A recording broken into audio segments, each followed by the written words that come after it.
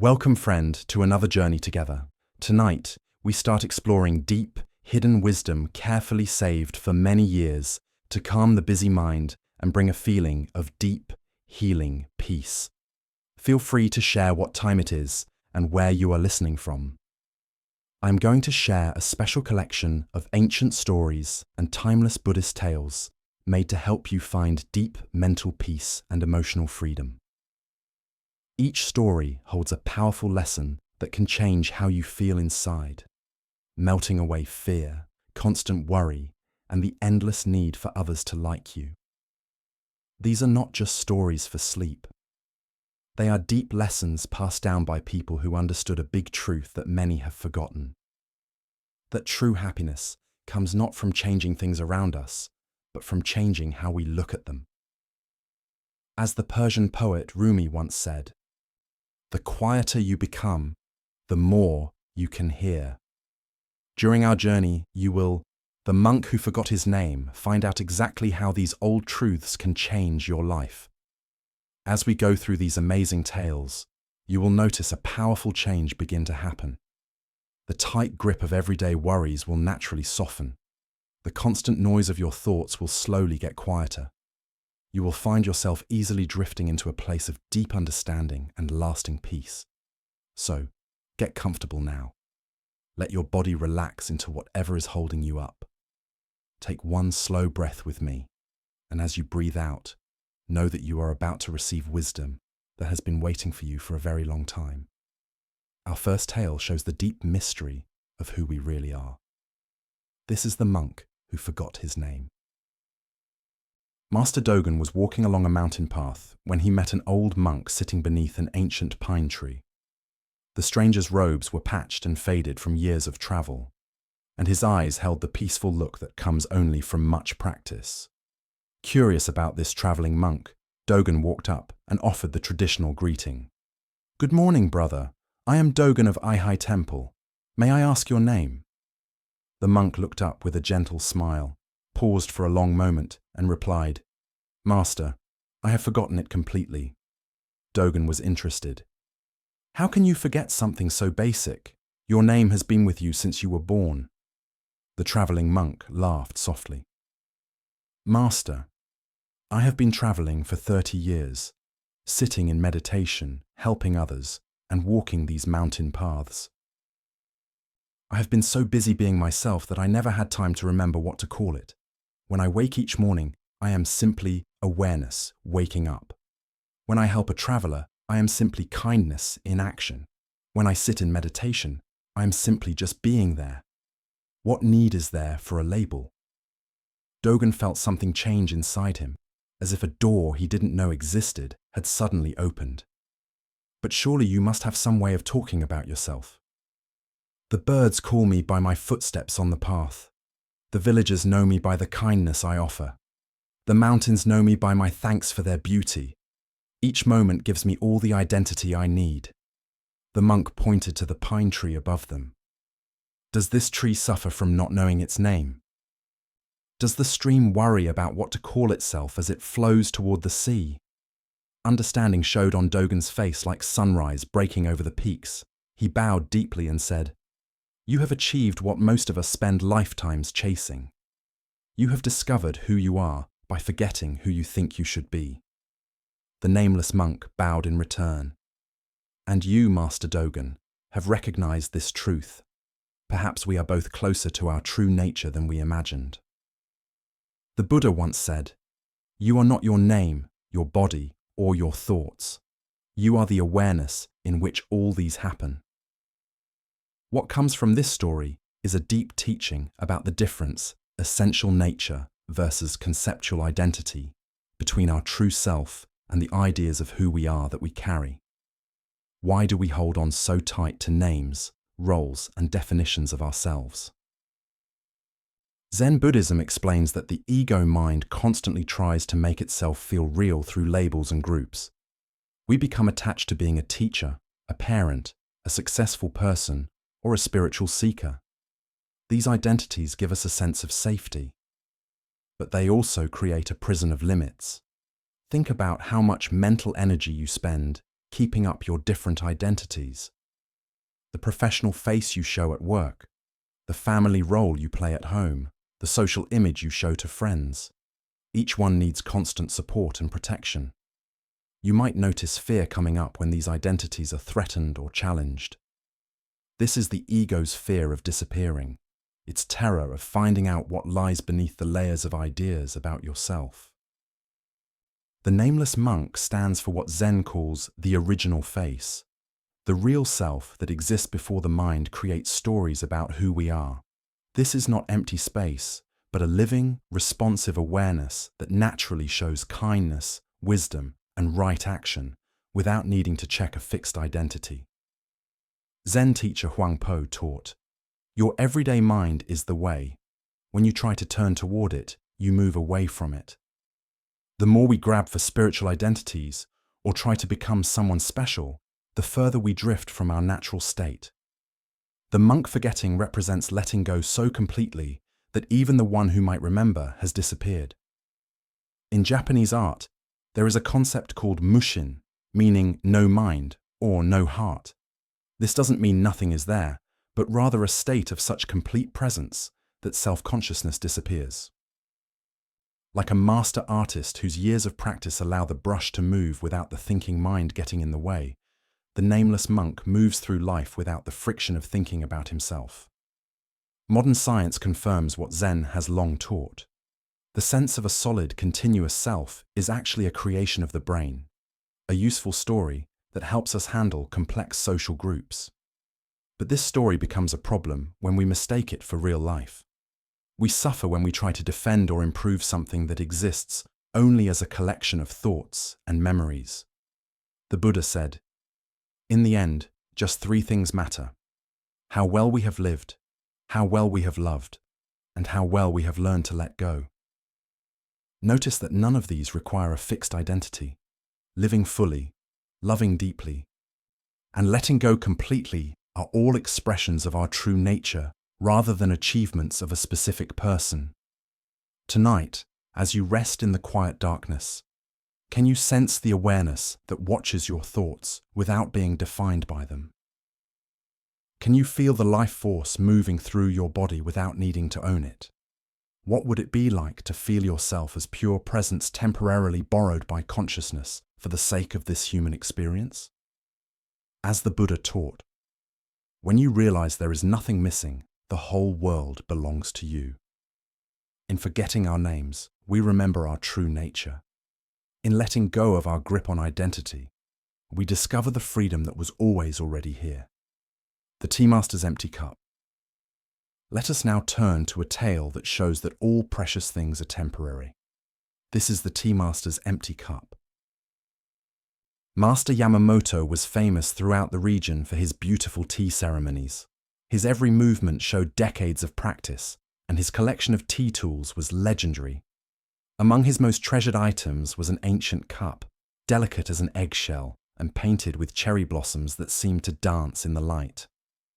This cup had been passed down through 15 generations of tea masters, each one adding to its story and importance. One autumn morning, Yamamoto traveled to visit Zen master Bankei. Carrying his precious cup carefully wrapped in silk, he had heard of Bankei's wisdom and hoped to share tea with him, perhaps even getting some deep teaching about the way of tea. Bankei welcomed him warmly into his simple hut. "Please let us share tea together," Yamamoto said, unwrapping his treasured cup with great care. "This cup has served tea masters for 400 years. Each sip connects us to the history of those who came before." As he spoke, Yamamoto lifted the cup to show its delicate beauty. But in that moment, whether from nervousness or simply the way of all things, the cup slipped from his fingers. Time seemed to slow as it fell through the air, then shattered against the stone floor with a sound like a small bell breaking. Yamamoto gasped and immediately dropped to his knees, tears streaming down his face. "Master Bankei, I am so sorry. This cup survived wars, earthquakes, and centuries of careful handling, only to be destroyed by my carelessness. 400 years of history, lost in a single moment." Bankei calmly bent down and picked up one of the larger pieces, looking at it with gentle curiosity. He turned it slowly in his old hands, feeling its texture and weight. "Tell me, my friend," he said quietly, "how old is this piece of clay?" Yamamoto looked up through his tears, confused by the question. "Master, this clay," Bankei continued, "before it was shaped into a cup, before it was fired in an oven, before it was painted with cherry blossoms, how old was it then?" Yamamoto stared at the piece in Bankei's hand. Slowly, he began to understand. The clay existed long before any potter touched it. It came from the earth itself. "And how old is the earth?" Bankei asked gently. "Countless years. And when this cup returns to dust, as all things must, how old will that dust be?" Yamamoto's tears stopped flowing. A strange lightness began to fill his chest. "Master, clay has no age. It simply returns to clay. The elements that form this cup will become countless other things: mountains, rivers, flowers, other cups." Bankei smiled and set the piece gently on the ground. "Now you understand the true nature of inheritance. What we pass down is not the temporary shape, but our appreciation for the eternal change. Your 400 years of tea ceremony continue in you, not in any object." Yamamoto began to laugh, first softly, then with growing joy. "I was so attached to keeping the past safe that I forgot to be present for this moment. The cup served its final purpose perfectly, teaching me that nothing lasts forever." "Indeed," said Bankei. "And now, shall we have tea? I believe I have some simple pottery that would be honored to serve." Buddha's wisdom reminds us, all made things are temporary. When you see this, you are above sorrow. The heart of this lesson lies in our relationship with attachment and the deep peace that comes from accepting that everything changes. Why do we suffer so much when precious things break, relationships end, or circumstances change? Zen Buddhism points to our basic misunderstanding of safety. We secretly believe that permanence exists, that some things can be kept forever, and that our happiness depends on keeping certain conditions unchanged. This illusion creates what Buddhism calls dukkha, the suffering that comes from trying to hold on to what cannot be held.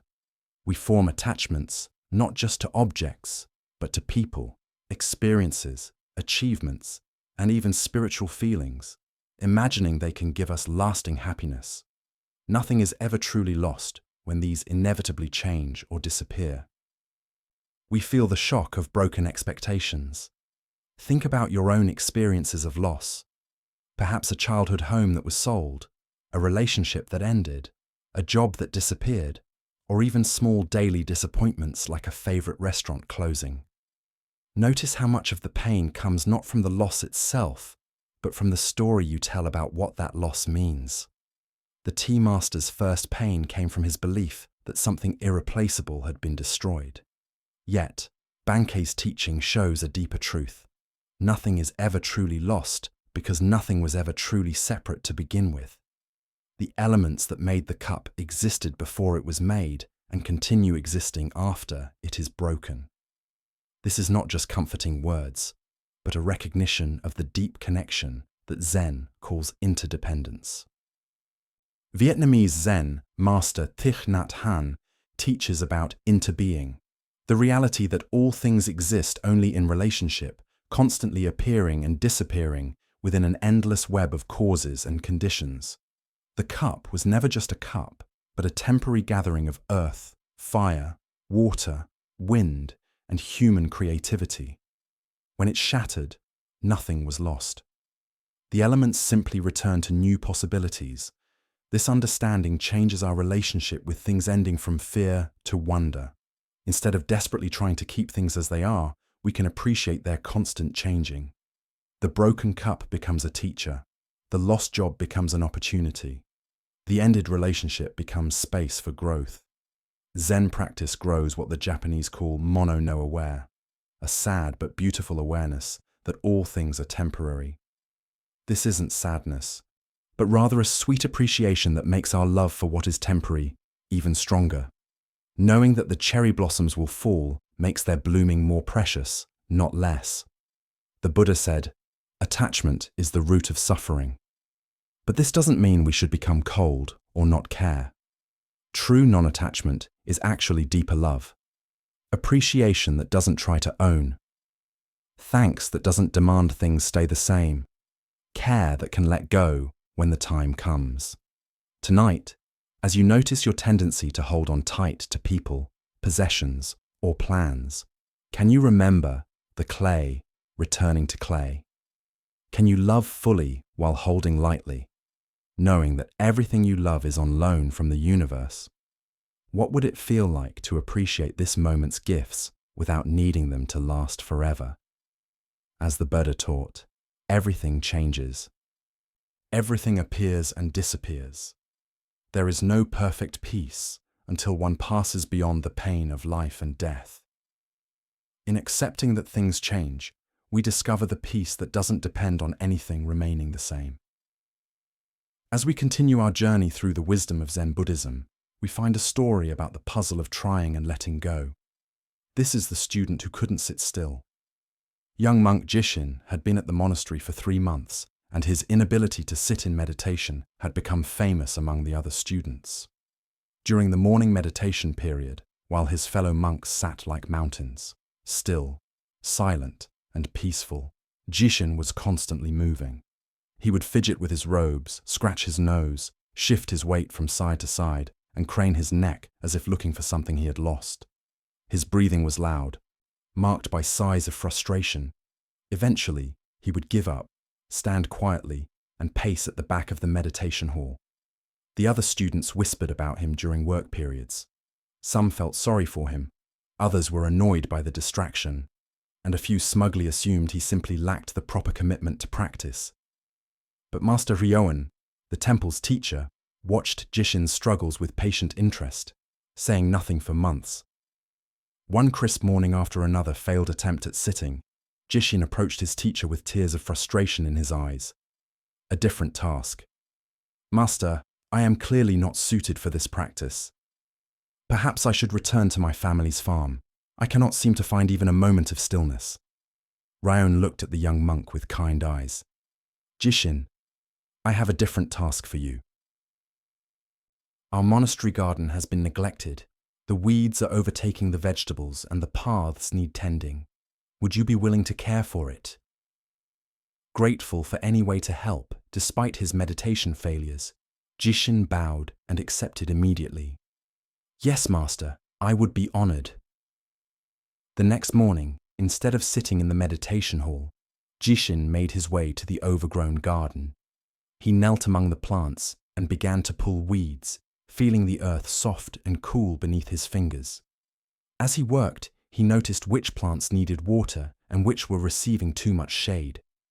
When rain fell, he took shelter under the tool shed and listened to the rhythm of drops on the roof. When the sun was strong, he worked in harmony with its heat, taking breaks when his body needed to. Weeks passed.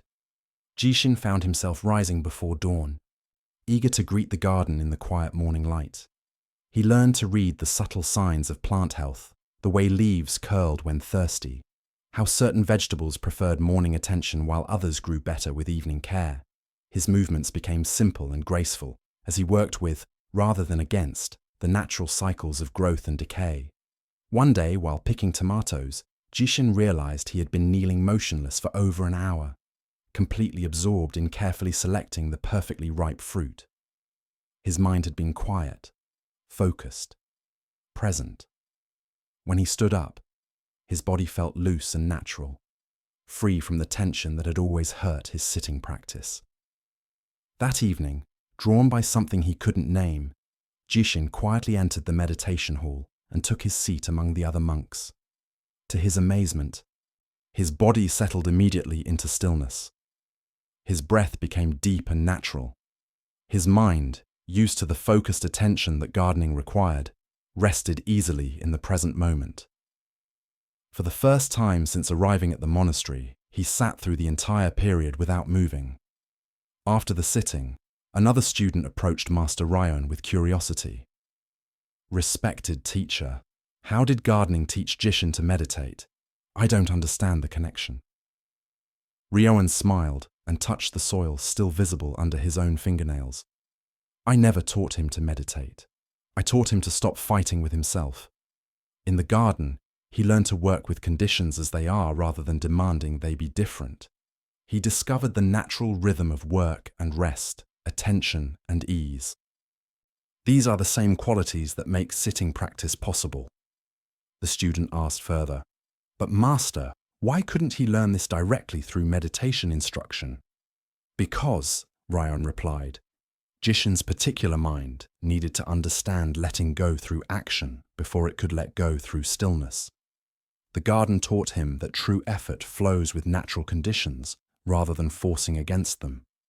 Some students learn peace through sitting still. Others must learn stillness through peaceful action. As the Buddha observed, the taste of liberation. Just as the great ocean has one taste, the taste of salt, so also this teaching has one taste, the taste of freedom. This tale shows the truth that real spiritual practice cannot be forced through willpower alone, but must come from a deeper understanding of how to work well with our own nature. Why do we struggle so often when we try to force spiritual discipline on ourselves? Zen Buddhism shows that much of our suffering in practice comes from what it calls gaining mind, the ego's attempt to achieve enlightenment through force and getting things. We approach meditation like a battle, trying to conquer our thoughts and control our restless energy through pure determination. This approach always creates internal war. Part of us wants to be still and peaceful, while another part resists control and fights against forced discipline. The more forcefully we try to push down our natural energy, the more wild it becomes. We end up fighting ourselves, creating exactly the kind of internal tension that makes meditation impossible. Look deeply at your own relationship with spiritual practice.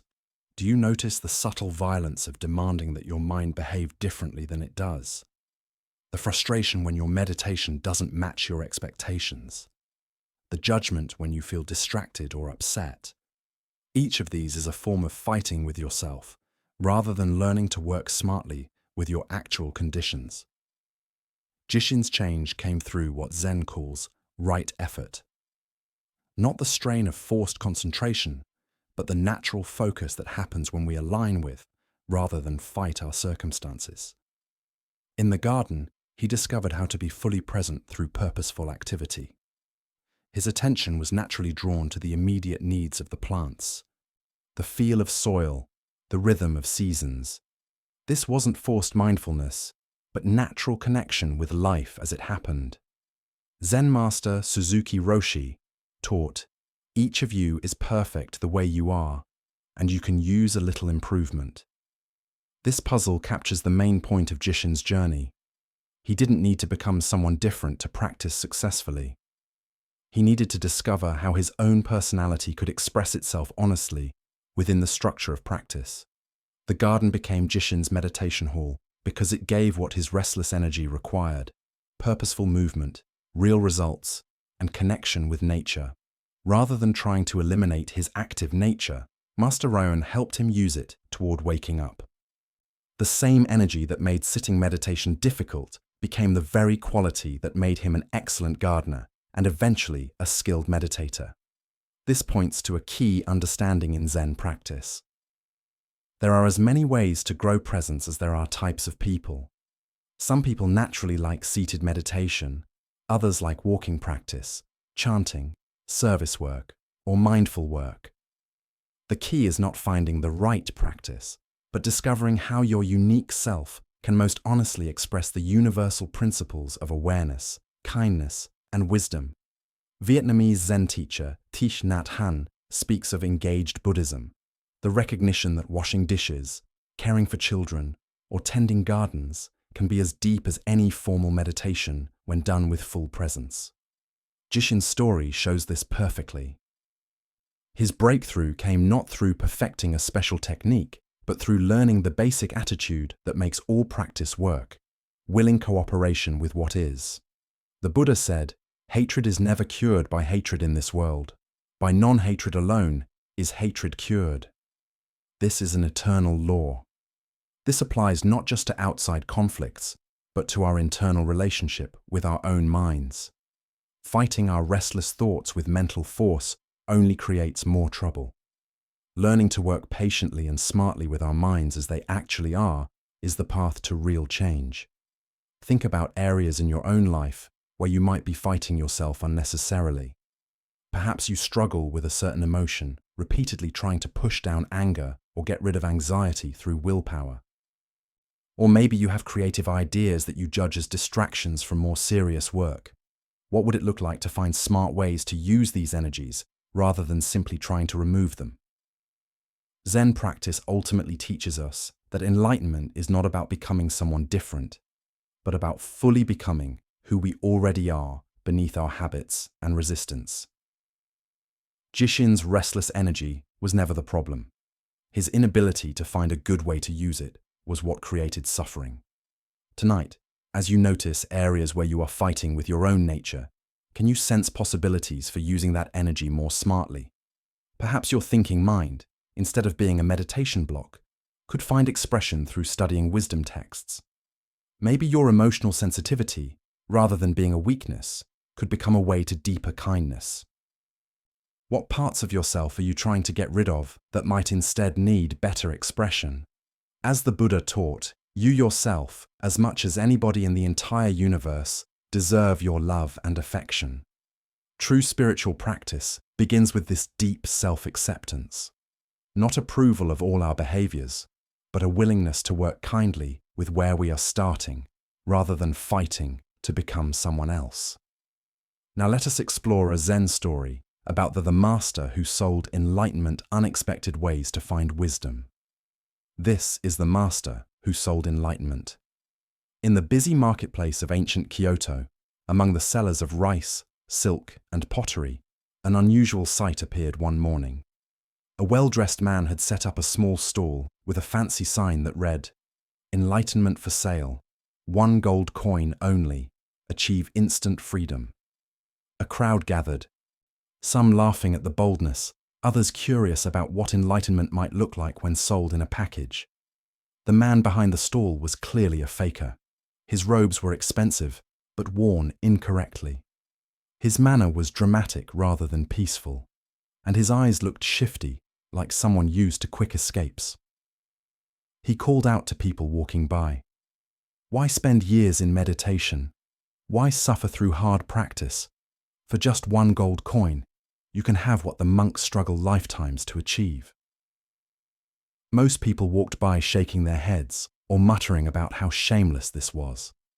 But as morning turned to midday, a familiar figure walked up to the stall. Master Ikkyu, famous throughout the region for his wisdom and unusual teaching methods, stopped before the sign and studied it seriously. 1 gold coin for enlightenment? Ikkyu asked, stroking his beard thoughtfully. The faker's eyes lit up with greed, though he acted like a spiritual salesman. Yes, respected master, the same enlightenment that takes decades to achieve through traditional methods. I offer it instantly, guaranteed. To everyone's amazement, including the fakers, Ikkyu reached into his robes and took out a gold coin. This sounds like an excellent deal, he said, placing the coin on the counter. I'll take 1 enlightenment, please. The crowd pressed closer, whispers moving through the watchers. The faker found himself in an unexpected problem. He had never imagined someone would actually pay, especially not a real Zen master. Panicking slightly, he fumbled through his things, looking for something, anything, to give in exchange for the coin. Finally, his hands grabbed a small mirror he used for grooming. Desperate to complete the sale, he handed it to Ikkyu with great show. Here is your enlightenment, master. Look deeply and all will be shown. Ikkyu took the mirror with respect and looked into it. The greatest teaching. For a long moment he studied his own reflection, his old face, his knowing eyes, his slightly amused look. Then, to everyone's surprise, he burst into happy laughter. Excellent, he said, raising the mirror toward the sky. Worth every coin. This is indeed the most direct teaching I have seen in years. The crowd murmured in confusion. The faker, bold because it seemed like approval from a respected teacher, puffed up with pride. Master, I am happy that you recognize the deep enlightenment I have provided. Tell us, what great wisdom did you discover? Ikkyu's laughter grew even more joyful. I discovered that a fool and his money are soon separated, and I am that fool. He laughed again, tears streaming down his cheeks. For 1 gold coin, this man has shown me my own face and reminded me that enlightenment cannot be bought, sold, or owned. The greatest teaching often comes from the most unexpected teachers. The crowd began to chuckle as they understood. Ikkyu bowed deeply to the faker. Thank you, friend, for this perfect show of wisdom appearing through foolishness. He set the mirror gently on the counter and walked away, still chuckling. The faker stood stunned, holding the gold coin and staring at the mirror. Something had changed inside him during this exchange. Watching a real master find wisdom in what he knew was a trick had cracked something open in his heart. For the first time in years, he felt ashamed not just of being caught, but of the emptiness that had driven him to lie in the first place. Years later, that same faker would be found sweeping the floors at Ikkyu's temple, having become one of his most devoted students. When asked about his change, he would say, "Master Ikkyu bought my enlightenment and then gave it back to me freely. I finally understood that what I was trying to sell I didn't have, and what I was trying to buy I already owned." Buddha spoke of this when he said, "Why are we so easily tricked? 3 things cannot be long hidden: the sun, the moon, and the truth." Here we discover the deep teaching that wisdom often appears through the most unlikely situations, and that real understanding cannot be sold or transferred, but only recognized within ourselves. Why are we so easily tricked by the idea that enlightenment can be gotten from outside sources? Zen Buddhism points to our deep habit of transactional thinking. The belief that spiritual realization works like shopping, where we can trade effort, money, or devotion for guaranteed results. This gaining mind approaches awakening as something we don't have that we need to get, rather than recognizing it as our true nature, temporarily hidden by habits. Notice how often we fall into this trap in smaller ways. We might shop for the perfect meditation technique, the right spiritual book, or the most enlightened teacher, imagining that the correct outside formula will deliver the inner change we seek. While tools and guidance can certainly support our practice, the main shift always happens within our own recognition. The faker's mirror accidentally provided what countless expensive workshops and complicated practices often miss: direct confrontation with what is already here. Ikkyu's reflection showed him nothing he didn't already have. Yet in that moment of seeing clearly, the very ordinary thing became extraordinary. This is what Zen calls original face, not some special spiritual state, but our natural awareness before it gets decorated with ideas and searching. The deeper teaching emerges through Ikkyu's response to being fooled. Rather than anger or embarrassment, he found genuine delight in recognizing how easily he was tricked. This shows what Zen teacher Suzuki Roshi called "don't know mind," the willingness to be surprised, to learn from unexpected sources, and to find wisdom even in our mistakes. Think about your own relationship with spiritual searching. How much energy do you spend looking for the right method, teacher, or experience to give you what you imagine you are missing? Can you sense the difference between smart learning and desperate buying? Ikkyu's story suggests that wisdom often comes not through getting what we think we want, but through clearly seeing the uselessness of trying to own what is already ours. Zen master Linji taught, "If you meet the Buddha on the road, kill him." This shocking statement points to the same truth Ikkyu discovered. Enlightenment cannot be received from outside ourselves, not even from the most perfect teacher or teaching. Any spiritual authority that claims to own what we lack is ultimately pointing us away from our own inner wisdom. The faker's eventual change reveals another layer of the teaching. His years of pretending to sell enlightenment had actually prepared him to recognize it when it was freely offered. His close familiarity with spiritual ideas, even used to trick people, became the very foundation for real understanding once his heart opened to genuine practice.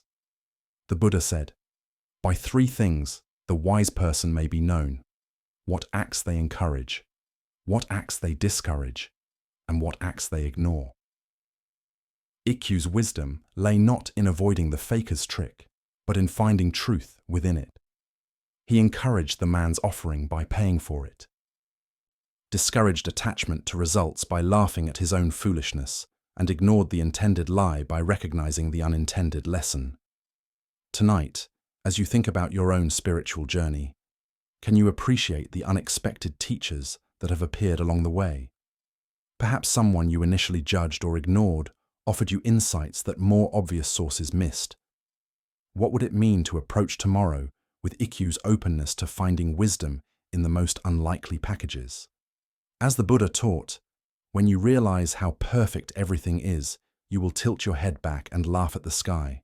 In recognizing that enlightenment cannot be bought or sold, we discover it has been freely available all along, reflected perfectly in whatever mirror we happen to be holding. Let us now turn to our next story, one that reveals how broken things often serve more clearly than perfect ones. This is the monastery bell that wouldn't ring. High in the mountains of rural Japan, Shunryu Temple had served the surrounding villages for over 300 years. Its bronze bell, made by master craftsmen generations ago, had called countless people to morning meditation and evening thinking. The sound of that bell carried across the valleys, marking the rhythms of monastic life and offering comfort to all who heard its deep, loud tone. But one winter morning, after a particularly bad storm, the bell developed a crack. When struck, instead of producing its traditional rich, loud sound, it made only a dull thud, heard within the temple grounds, but lacking the loudness to reach the surrounding communities. The monks were upset. How could they properly call people to practice without their bell's voice reaching across the mountain valleys? Master Sengai, the temple's elderly leader, looked at the crack and guessed the cost of repair. It would require taking the bell to the distant city, an expensive job that would drain the temple's small funds. The monks began organizing to raise money for the repair, eager to return their daily practice to its full dignity. After weeks of careful saving and small donations from villagers, the monks had finally collected enough gold to fix their bell. They presented the money to Master Sengai with pride and relief. "Master, we can finally repair our bell and restore proper calling to practice." But the next day, a family of refugees appeared at the temple gates. Parents with 3 small children traveling to escape hunger in their home province. They were thin, exhausted, and had been walking for weeks. Master Sengai immediately welcomed them, and that evening he used the bell repair fund to buy food, warm clothing, and supplies for their continued journey. The monks watched in frustration as their carefully gathered money disappeared, but said nothing out of respect for their teacher. They began collecting funds again, working extra hours, copying holy texts for sale, and accepting additional hard work in nearby villages. 2 months later, they had again saved enough for the bell repair. But that very week, an elderly wandering monk arrived at the temple, sick with fever and needing medical attention. Once again, Master Sengai spent the bell fund, this time on medicine and care for the sick traveler. When this happened a third time, the money going to help a village family whose house had burned down, the monks finally confronted their teacher. "Master Sengai," the head monk said respectfully but firmly, "how can we do our duty to call people to practice without a proper bell? The crack makes it useless for reaching anyone beyond our walls. Our practice feels incomplete without the traditional calling." Master Sengai listened thoughtfully to their worries. That evening he struck the cracked bell at the usual time for evening meditation. Though it produced only its quiet thud, something remarkable happened. Instead of the usual handful of villagers who occasionally joined their practice, dozens of people appeared on the mountain path. climbing toward the temple in the gathering darkness.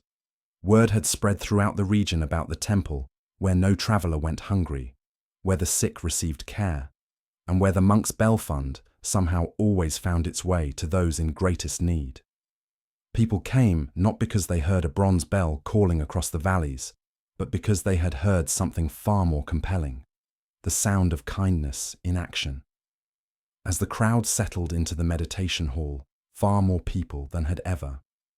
A broken bell responded to the perfect bell. Master Bankei smiled at his students. "You see," he said gently, "sometimes a broken bell calls more clearly than a perfect one. Our cracked bell cannot reach distant ears, but our open hearts have reached distant hearts. Which call do you think the Buddha would prefer?" The head monk bowed deeply.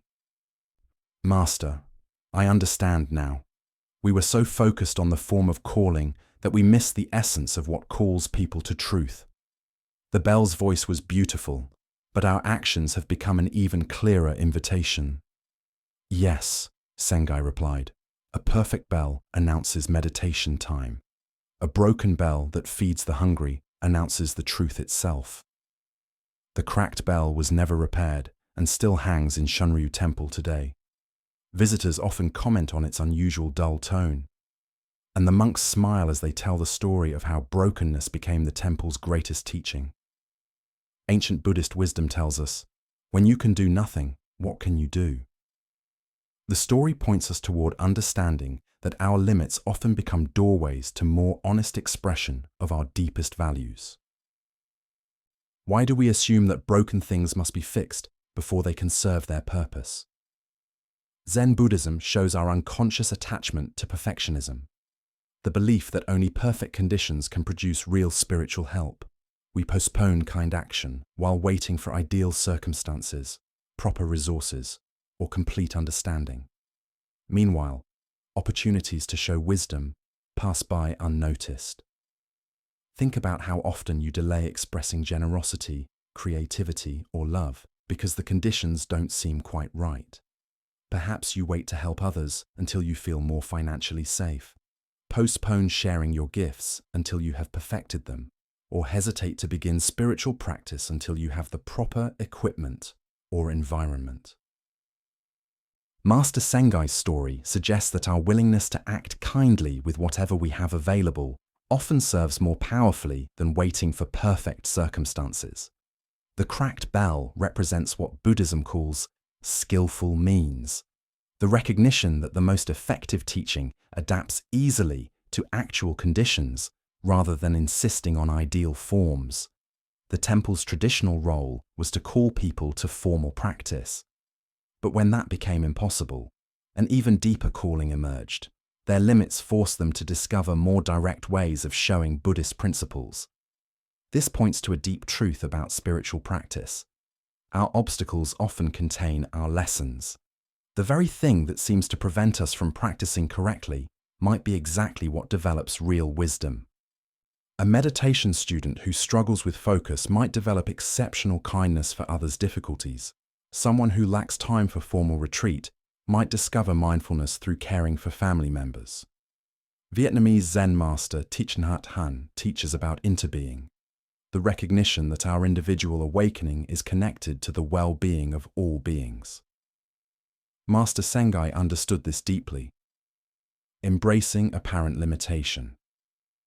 Repairing the bell would have served the monk's sense of proper practice, but using that same energy to relieve suffering served the Buddha's deeper intention. Notice how the broken bell actually improved the temple's function. Instead of a few villagers occasionally joining practice when they happened to hear the bell's call, dozens of people were drawn by something far more compelling: the lived example of Buddhist kindness. The temple's reputation for meeting human need with open-hearted generosity became a teaching that reached far beyond the range of any bronze bell. This shows what Zen calls the sound of one hand clapping. The puzzle that sometimes our greatest effectiveness comes through embracing limits rather than fighting them.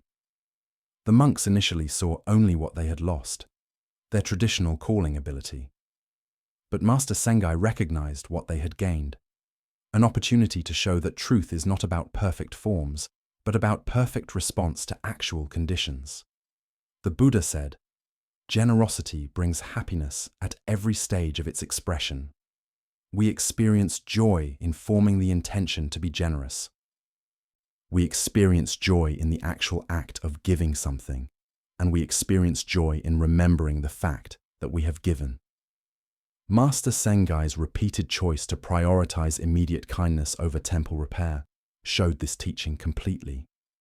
Think about the cracked bells in your own life, the areas where things don't work as you think they should, perhaps physical limits that force you to find new ways of helping, money limits that teach you to discover richness in simplicity, relationship challenges that develop your ability for patience and understanding, career setbacks that redirect you toward more meaningful work. What if these obstacles are actually invitations to discover more honest expressions of your deepest values? The story also reveals something deep about community and influence. The temple's impact on the surrounding region grew huge once they began putting service over symbols. People were attracted not to perfect spiritual displays, but to genuine living of spiritual principles. This suggests that our perceived weaknesses often make us more relatable and helpful to others who are also struggling with imperfect conditions. Zen teacher Charlotte Joko Beck observed, "We are not going to be perfect. We're going to make mistakes.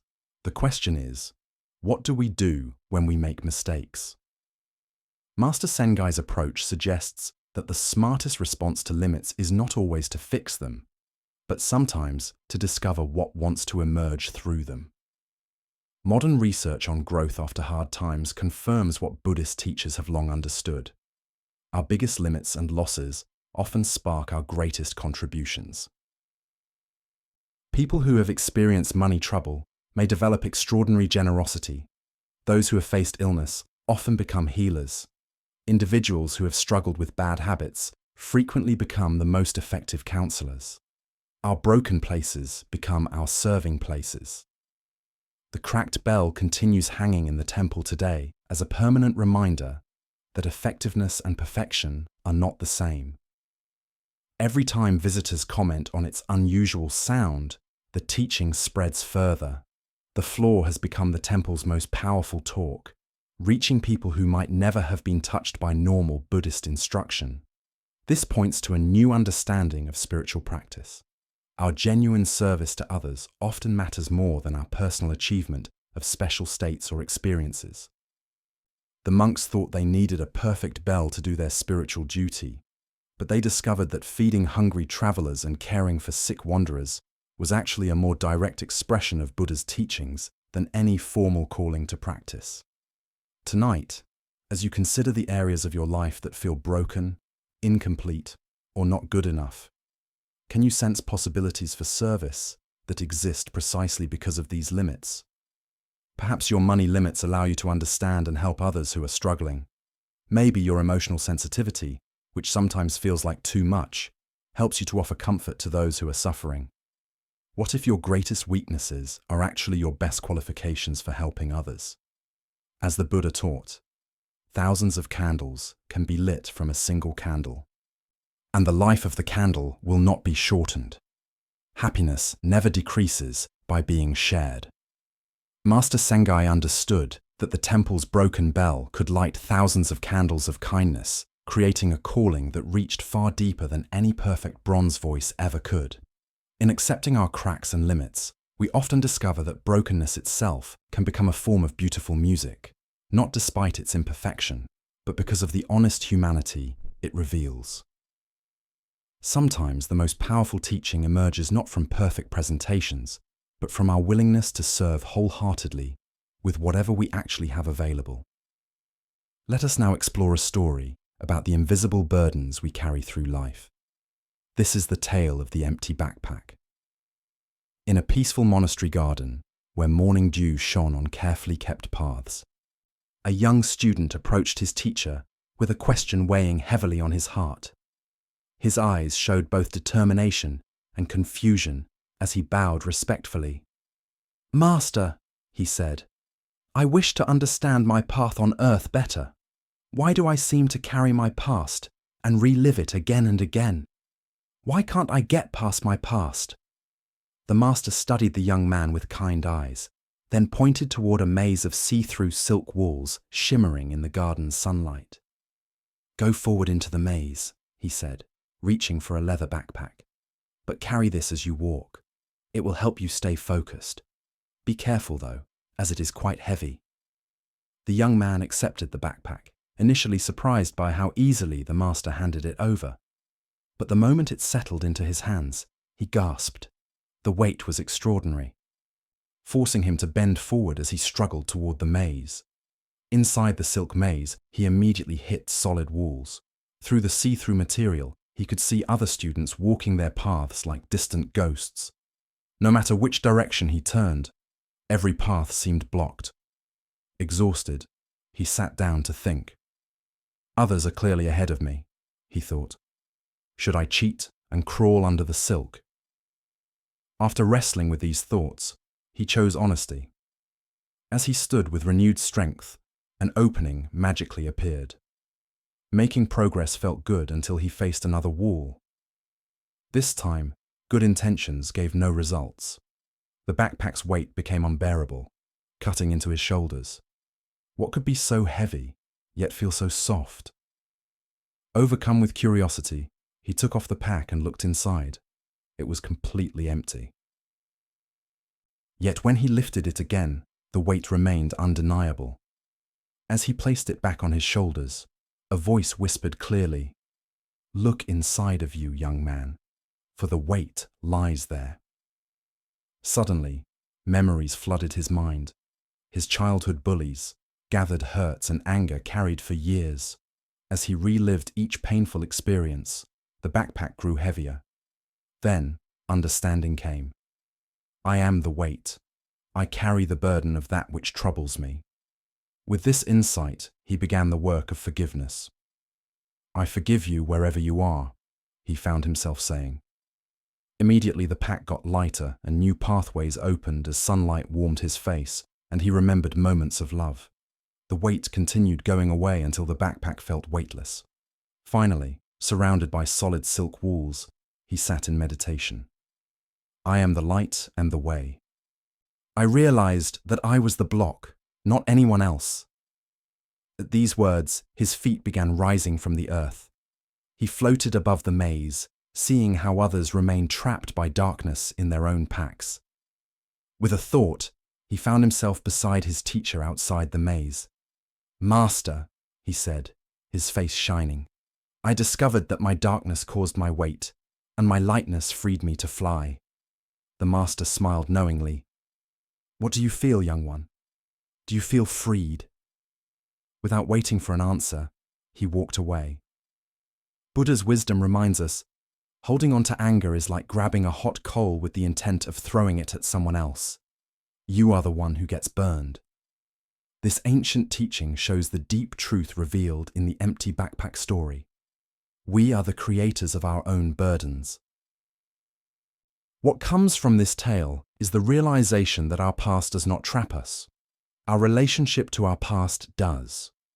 The young student discovered that suffering came not from what others had done, but from his unwillingness to let go of those experiences.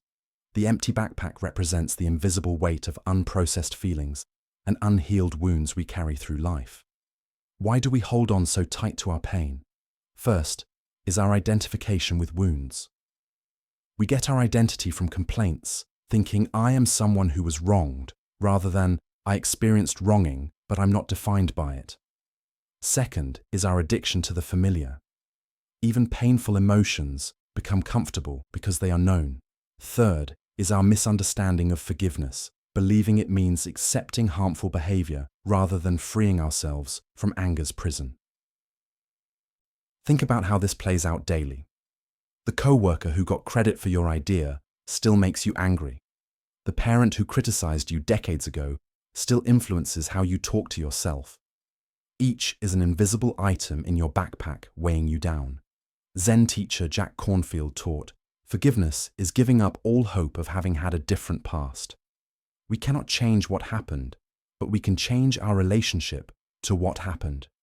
The energy spent keeping anger could be used toward creating the life we actually want. The floating represents lightness available when we release mental burdens. This isn't about ignoring pain, but processing experiences fully and choosing freedom over familiarity, growth over holding a grudge. Tonight, as you prepare for rest, what invisible weight might you be carrying? Perhaps it's time to examine what you have been holding onto and ask, does this serve my highest good, or is it time to set it down? As the Buddha taught, you yourself, as much as anybody in the entire universe, deserve your love and affection. The path to freedom begins with complete self-forgiveness and willingness to travel light through life's inevitable challenges. Now let us explore a story about the power of belief and the destiny we create through faith itself. This is the tale of the general and the coin that revealed truth. A Japanese general faced an impossible situation. His army was greatly outnumbered by enemy forces. The land favored his opponents, and by every normal measure of military strategy, the coming battle should result in crushing defeat. Yet something deep within him remained convinced that victory was possible. Perhaps it was a feeling. Perhaps it was desperate hope. But he felt certain that his cause was just, and his troops, though fewer in number, had a fighting spirit that could overcome the odds. The problem was his soldiers. They could count as well as he could, and they had eyes to see the massive force against them. Fear moved through their ranks like a sickness. Doubt clouded their faces. Whispered conversations filled with bad feelings spread through the camp, and the general could sense that their spirit was crumbling before the battle had even begun. He knew that an army convinced of its own defeat would indeed be defeated. Regardless of any other factors, skill, better weapons, even number advantage means nothing when soldiers have already given up in their hearts. But an army that truly believed in its victory could accomplish seemingly impossible things through the sheer force of that belief. On the morning of the battle, as they marched toward their destiny, the general led his troops to a small religious shrine that stood beside the road.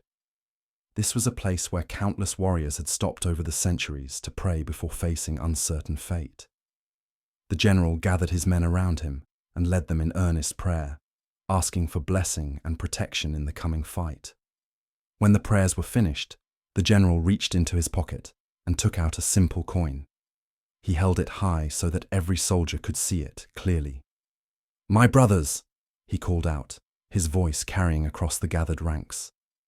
"We have prayed, and now we will let heaven itself reveal our destiny. I will toss this coin into the air. If it lands heads, we are fated to win this battle. If it lands tails, we are destined to lose. Let us discover what the gods have decided for us." The soldiers pressed closer, their breathing shallow with excitement. Everything seemed to depend on this single moment, this one flip of metal spinning through the morning air. The general tossed the coin high, and every eye followed its arc as it rose, hung suspended for an instant against the sky, then fell back down to earth. The coin landed and lay still in the dust. It was heads. A cheer erupted from the troops that could probably be heard for miles. Soldiers who had been grim and fearful moments before now laughed with joy and hugged each other with renewed confidence. The gods had spoken. Victory was sure. Their cause was blessed by heaven itself. Filled with this divine confidence, the soldiers attacked their enemies with such fierce determination and power that they achieved exactly what the coin had predicted. Against all odds, they won a decisive victory, beating forces much larger than their own and securing a win that would be remembered for generations. After the battle, as the general walked among his celebrating troops, his lieutenant approached him with wonder in his eyes. "General," the lieutenant said, "what an incredible thing. The coin revealed our true destiny, just as you said it would. Surely no human power can change what heaven has decided." "You are absolutely right," the general replied with a knowing smile. He reached into his pocket and took out the coin, holding it so his lieutenant could look at it closely. "No one can change destiny." The lieutenant looked at the coin and gasped. Both sides showed heads. The Buddha once said, "All that we are is the result of what we have thought. The mind is everything. What we think, we become." Here we discover the deep truth that destiny is not something that happens to us, but something we create through the power of our own beliefs and expectations. Why do we so readily assume that fate is beyond our influence when our own minds play such a key role in shaping what happens? Zen Buddhism teaches that while we cannot control all outside circumstances, we have tremendous power over the internal conditions that determine how we respond to whatever happens. The general understood something profound about human psychology and the nature of reality itself. He knew that his soldiers' belief in victory was more important than their number disadvantage. He recognized that confidence, determination, and fighting spirit could overcome bigger numbers when those qualities were truly present. But here is the deeper teaching. The general didn't simply trick his troops through a lie. He created the conditions that allowed their natural courage and strength to emerge. The soldiers had the ability to fight brilliantly all along. They simply needed to believe in themselves and their cause. Think about your own relationship with destiny and possibility. How often do you assume that outcomes are decided beforehand, that success or failure is beyond your influence? The general's two-headed coin represents the power we all have to tip the scales in favor of positive outcomes through the quality of our engagement with life. This doesn't mean we can control everything through positive thinking, or that believing in something makes it automatically true. The soldiers still had to fight the battle. They still had to demonstrate actual skill and courage. But their belief in victory created the mental conditions that allowed their best qualities to show.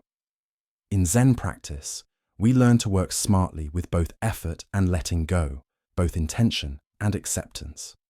We recognize that while we cannot dictate specific outcomes, we can deeply influence the energy and attention we bring to any situation. This quality of engagement often determines whether we experience success or failure regardless of external circumstances. Zen master Huangpo taught, "The foolish reject what they see, not what they think. The wise reject what they think, not what they see." The general was wise enough to see that his soldiers' thoughts about the battle were more influential than their thoughts about their number disadvantage. He worked with the reality of psychology rather than fighting against it. Look deeply at the various challenges and opportunities in your own life. Where might you be carrying a tails mentality, assuming defeat before you fully engaged, focusing on obstacles rather than possibilities? Letting fear determine your level of effort. And where might you need to create your own two-headed coin? A practice or perspective that consistently points you toward positive engagement regardless of circumstances. The Buddha taught, "We are what we think. All that we are arises with our thoughts. With our thoughts, we make the world." This isn't magical thinking, but recognition of the creative power of consciousness itself. When we approach situations with genuine confidence, clarity, and commitment, we often discover abilities we didn't know we had. Tonight, as you consider the battles you are facing and the outcomes you are hoping for, can you find your own version of the general's wisdom? Can you create internal conditions that support your highest possibilities rather than your deepest fears? Can you recognize that while you cannot control destiny, you have deep influence over the beliefs and attitudes that shape how destiny unfolds through you? Buddha's wisdom reminds us, thousands of candles can be lighted from a single candle, and the life of the candle will not be shortened. Happiness never decreases by being shared. The general's confidence lit the flame of belief in every soldier's heart. Sometimes, the most powerful thing we can do is create the conditions that allow others and ourselves to discover the strength that was there all along. As we continue our journey through the wisdom of Zen Buddhism, let us explore a story about changing our relationship with suffering. This is the tale of the salt and the lake. In a quiet monastery nestled among rolling hills, there lived an aging master known for his patience and wisdom. Among his students was a young apprentice whose heart had become heavy with complaints about life's difficulties. Each morning, the apprentice would arrive with fresh complaints. "Master, why is life so hard? Yesterday, my meditation was disturbed by noise. Today, my back aches from the hard floor. When will this suffering end?" His voice carried the weight of someone who had listed every small discomfort until they had grown into an overwhelming burden. The master listened with infinite patience. But as days turned to weeks, he recognized that words alone would not shift his student's view. One crisp morning, as golden sunlight streamed through their simple dwelling, the master made an unusual request. "My dear student," he said gently, "I need you to go to the kitchen and bring me some salt. Just a handful will suffice." The apprentice, puzzled by the simple task, nonetheless obeyed. He returned with cupped palms holding rough white crystals. "Now," the master instructed, producing a small glass of water, "place all of that salt into this glass and drink it." The young man hesitated. "Master, that seems like far too much salt for such a small amount of water." "Trust the process," the master replied. "Drink." The apprentice poured the salt into the glass, watching the crystals dissolve into a cloudy, gross mixture. He lifted it to his lips and took a large gulp, immediately making a face as the intensely bitter taste filled his mouth. "How does it taste?" the master asked. "Bitter," the apprentice spat. "Terribly, overwhelmingly bitter. I can barely stand it." The master chuckled softly. "Excellent. Now bring that same amount of salt and come with me."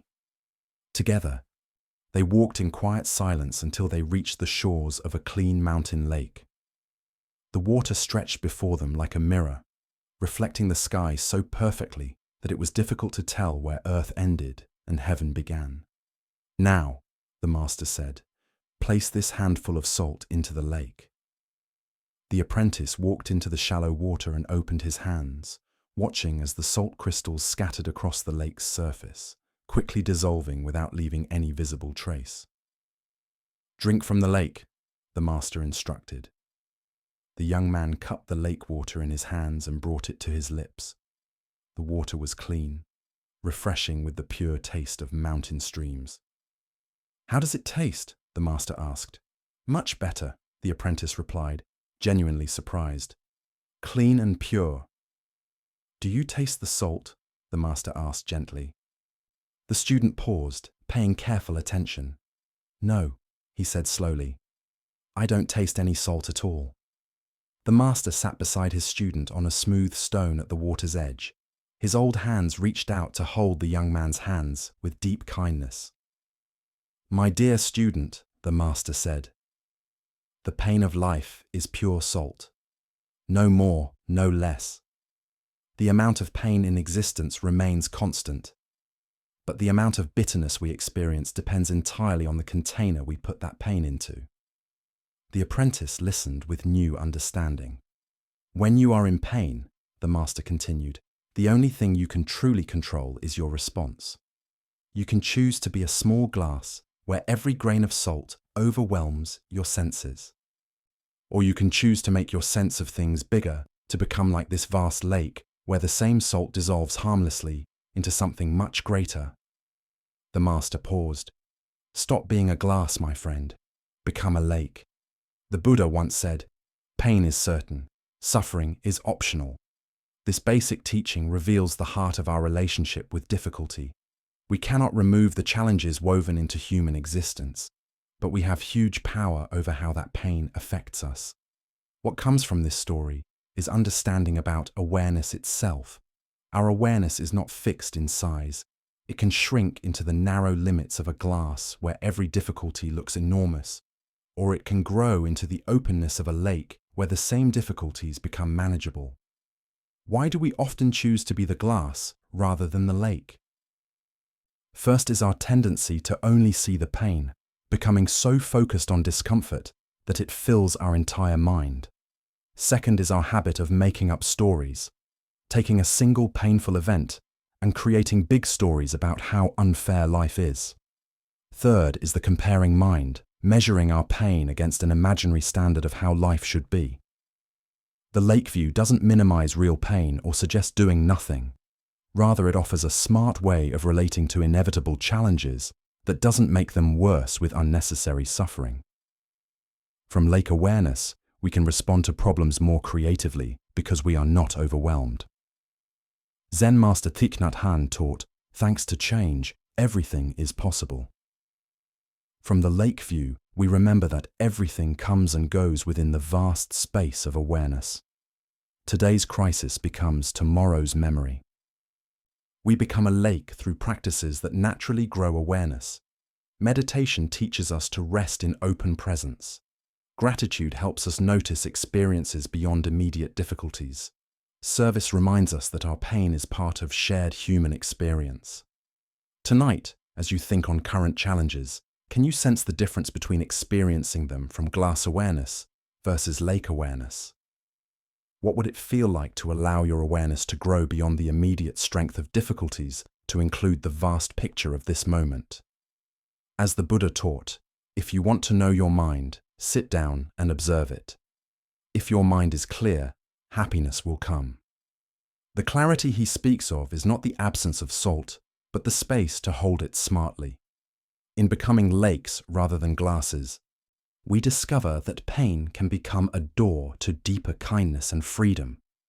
Our next story reveals the deep difference between spiritual performance and real understanding.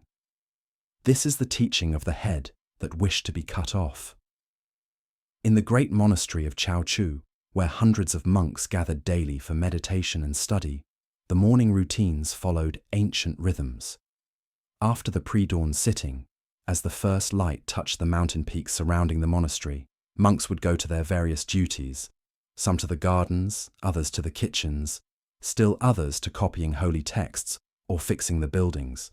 One particular morning, the respected teacher Chao Cho made his usual walk through the monastery grounds, checking on the well-being of his students and the condition of their practice. His presence was both gentle and sharp. Monks never knew when their most casual words might become deep teachings, or when their deepest spiritual ideas might be revealed as mere book concepts. As he passed behind the main meditation hall, a building where the group gathered twice daily for silent sitting, the teacher noticed a young monk sitting alone in the shadow of the wooden building.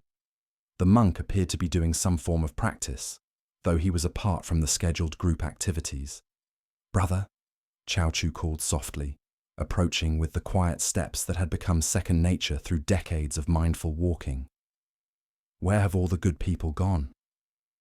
The question seemed simple enough, almost like casual talk, but those familiar with Chao Chu's teaching style recognized the hidden depth in his question. Was he asking about physical location, spiritual success, or something else entirely? The young monk looked up with a look of confident understanding. He had been at the monastery for several years and prided himself on grasping the main points of Zen teaching. This seemed like an opportunity to show his understanding of the truth. "They have all gone to work," the monk replied simply, pointing toward the various parts of the monastery where his brothers were busy with their daily tasks. His tone suggested that the answer was obvious. Good people naturally do productive activity rather than sitting idle. What happened next shocked the young monk completely. Without warning, Chao Chu reached into his robe and took out a sharp knife, its blade shining in the morning sunlight. But instead of threatening the monk, the teacher did something far more strange. With complete calmness, Chao Chu stretched out his own neck, exposing his throat to the blade, and handed the knife to the confused young monk. His voice remained gentle and conversational, as if he were making the most reasonable request in the world. "My responsibilities as leader are many and demanding," he said with apparent honesty. "I wonder if you could please cut off my head for me. It would be such a help in managing my duties." The young monk's eyes widened in horror.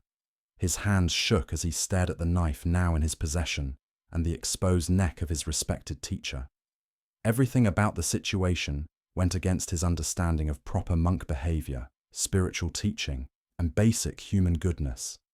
Unable to understand what was being asked of him or why, unable to see past the literal surface of the teacher's request to any deeper meaning.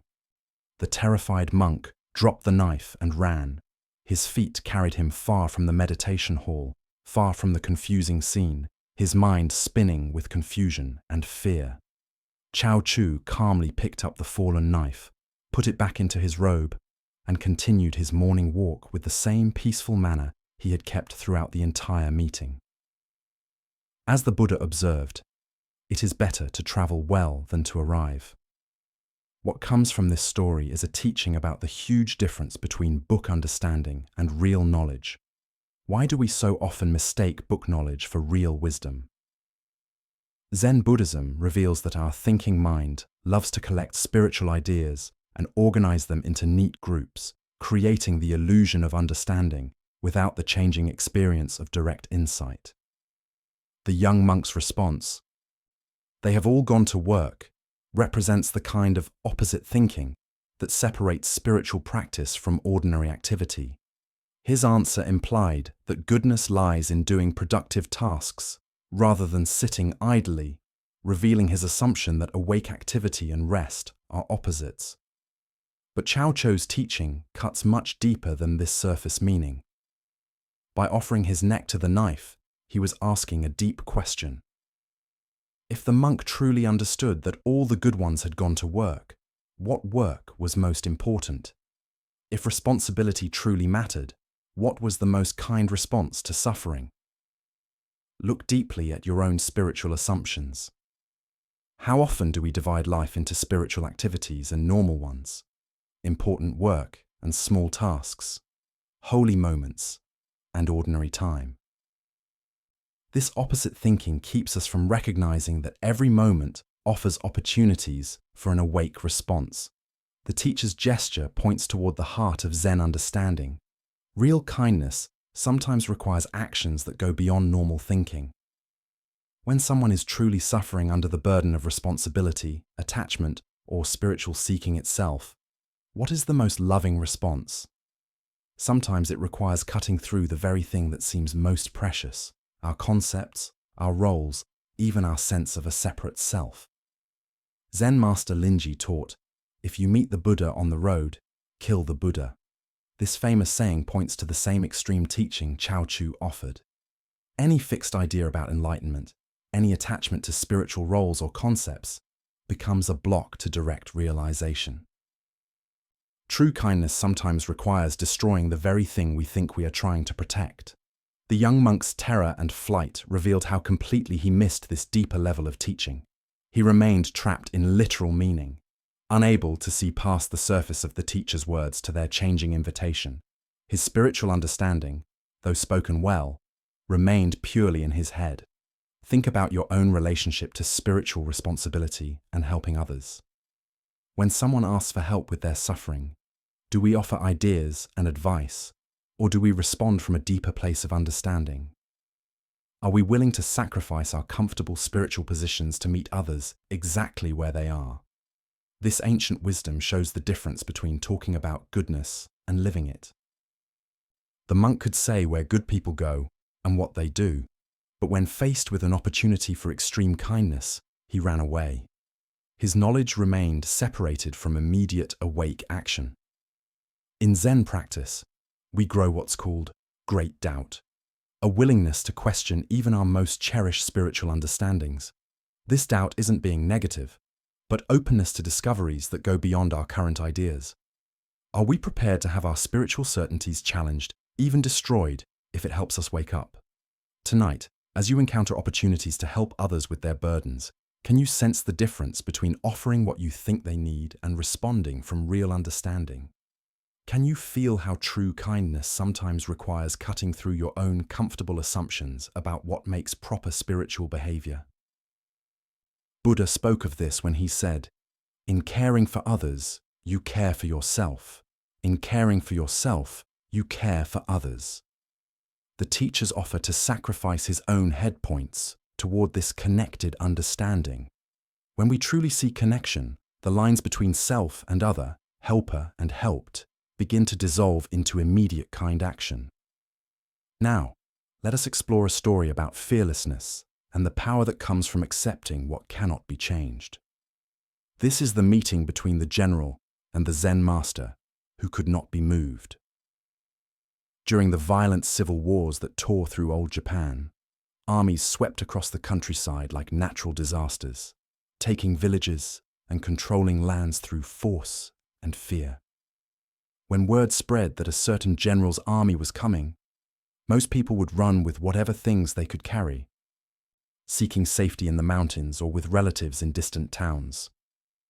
In one small village, as the scary army drew near, the familiar pattern repeated itself.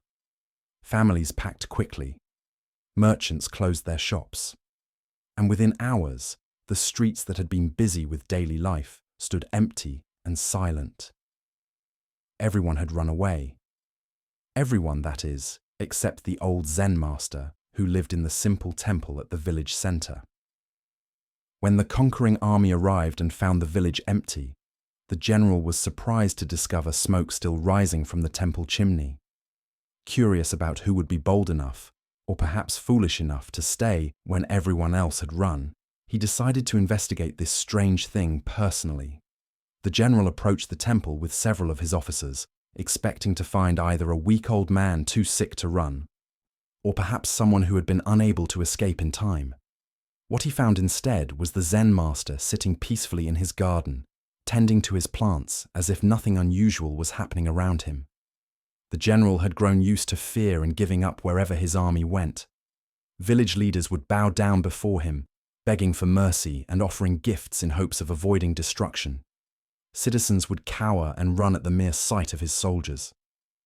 This old man's calm lack of care for his presence was both confusing and annoying. When he wasn't treated with the respect and fear to which he was used, the general's face darkened with growing anger. Here was someone who didn't seem to understand how serious the situation was, or respect the power he represented. "You fool!" the general shouted, his voice echoing through the empty yard as he reached for his sword.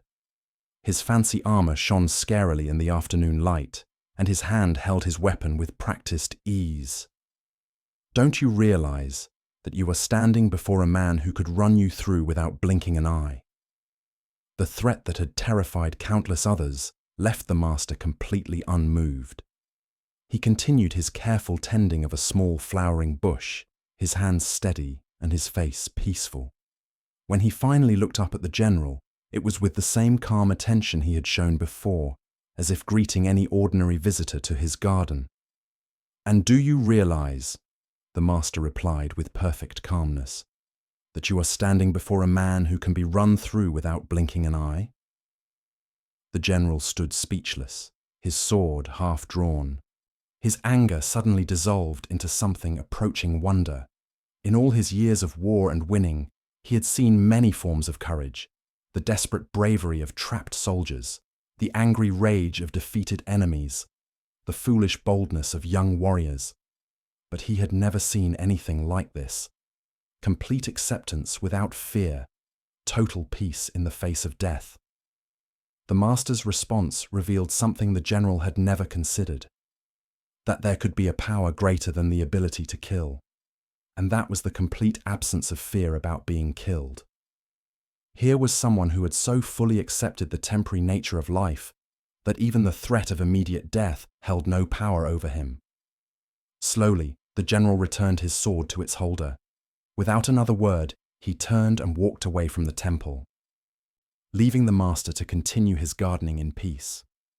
The village remained untouched by the war, not because of any military plan or negotiated protection, but because of one man's absolute fearlessness. As the Buddha taught, all made things are temporary. Work on with care. Here we discover the deep power that emerges when we fully accept this basic truth rather than spending our lives trying to escape it. Why does complete acceptance of death create such presence and power? Zen Buddhism reveals that most of our fear comes not from outside threats, but from our desperate holding on to what is naturally temporary. When that holding dissolves, the threats themselves lose their power to disturb our inner peace. The general's power came from others' fear of death and loss. But someone who has fully accepted the temporary nature of life cannot be threatened with what he has already willingly let go of. The master's fearlessness wasn't showing off or not caring. It was the natural result of understanding impermanence so completely that even his own death held no terror. Think about your own relationship with threats and bullying in daily life. How much of your fear comes from attachment to keeping your current circumstances, saving your reputation, or protecting your physical comfort? The master's response suggests that true safety comes not from being untouchable, but from having nothing that can be taken away. This doesn't mean being passive or welcoming harm. The master wasn't seeking death or encouraging violence. Rather, his complete acceptance of death's certainty freed him from the freezing fear that controls most people when facing real danger.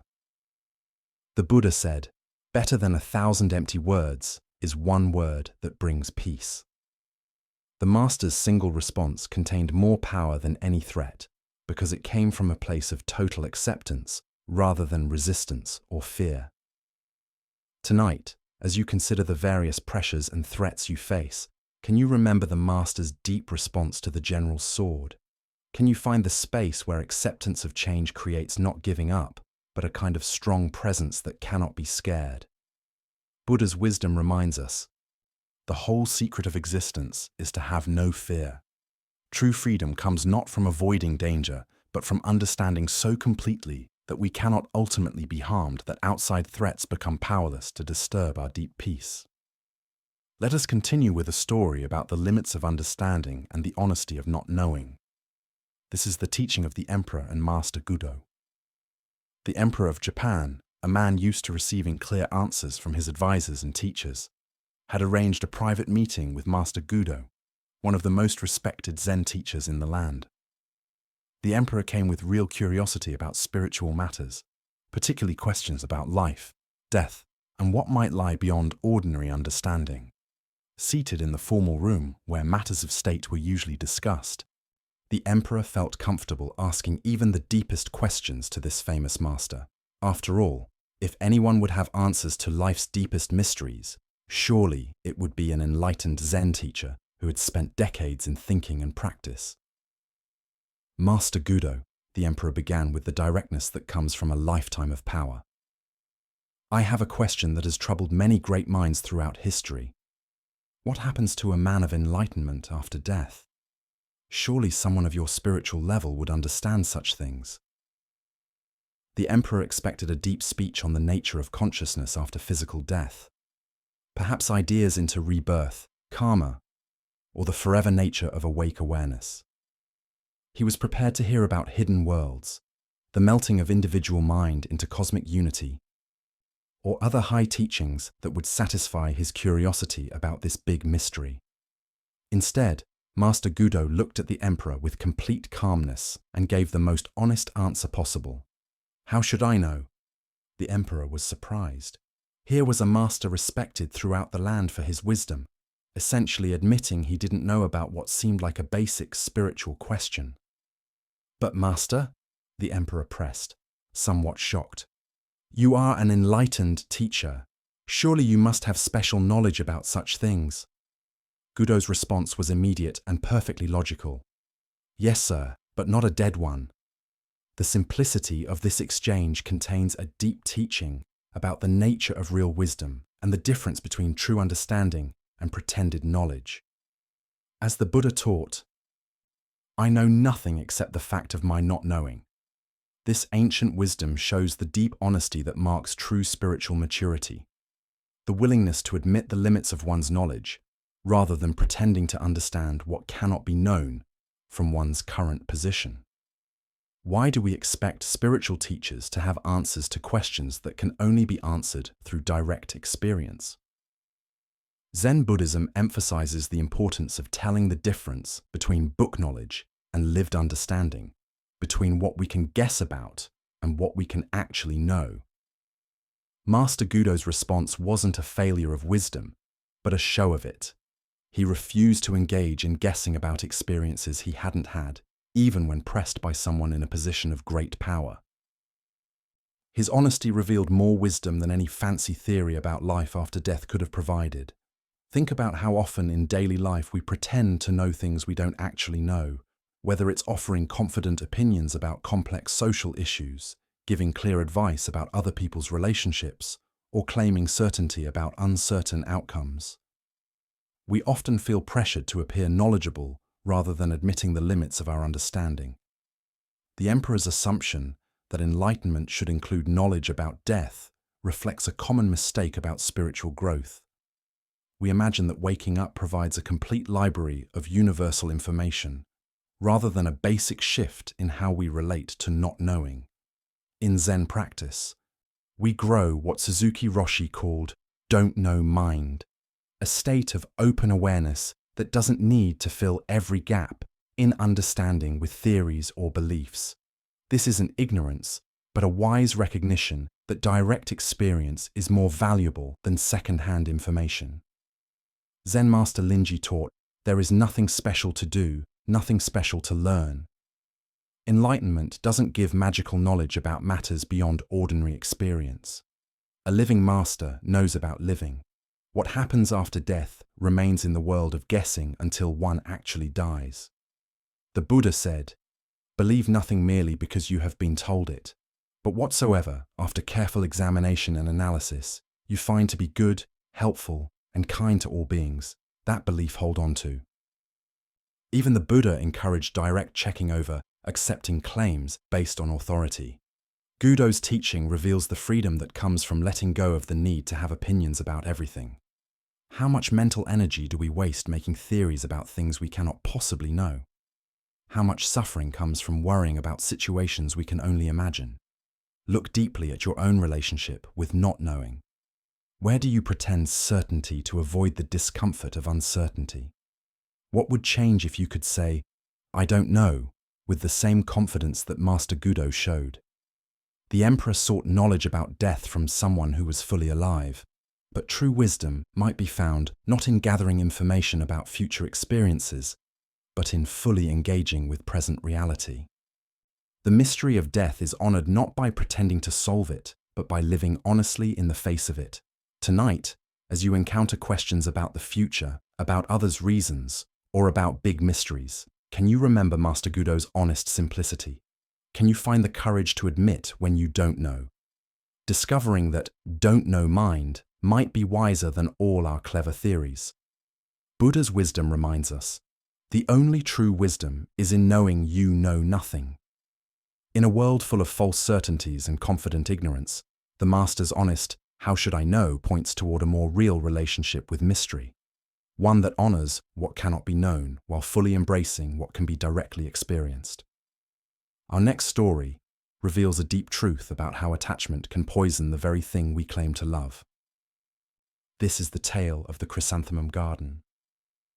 In the countryside of ancient Japan, where autumn mists drifted through carefully kept estates, there lived a wealthy man whose passion bordered on obsession.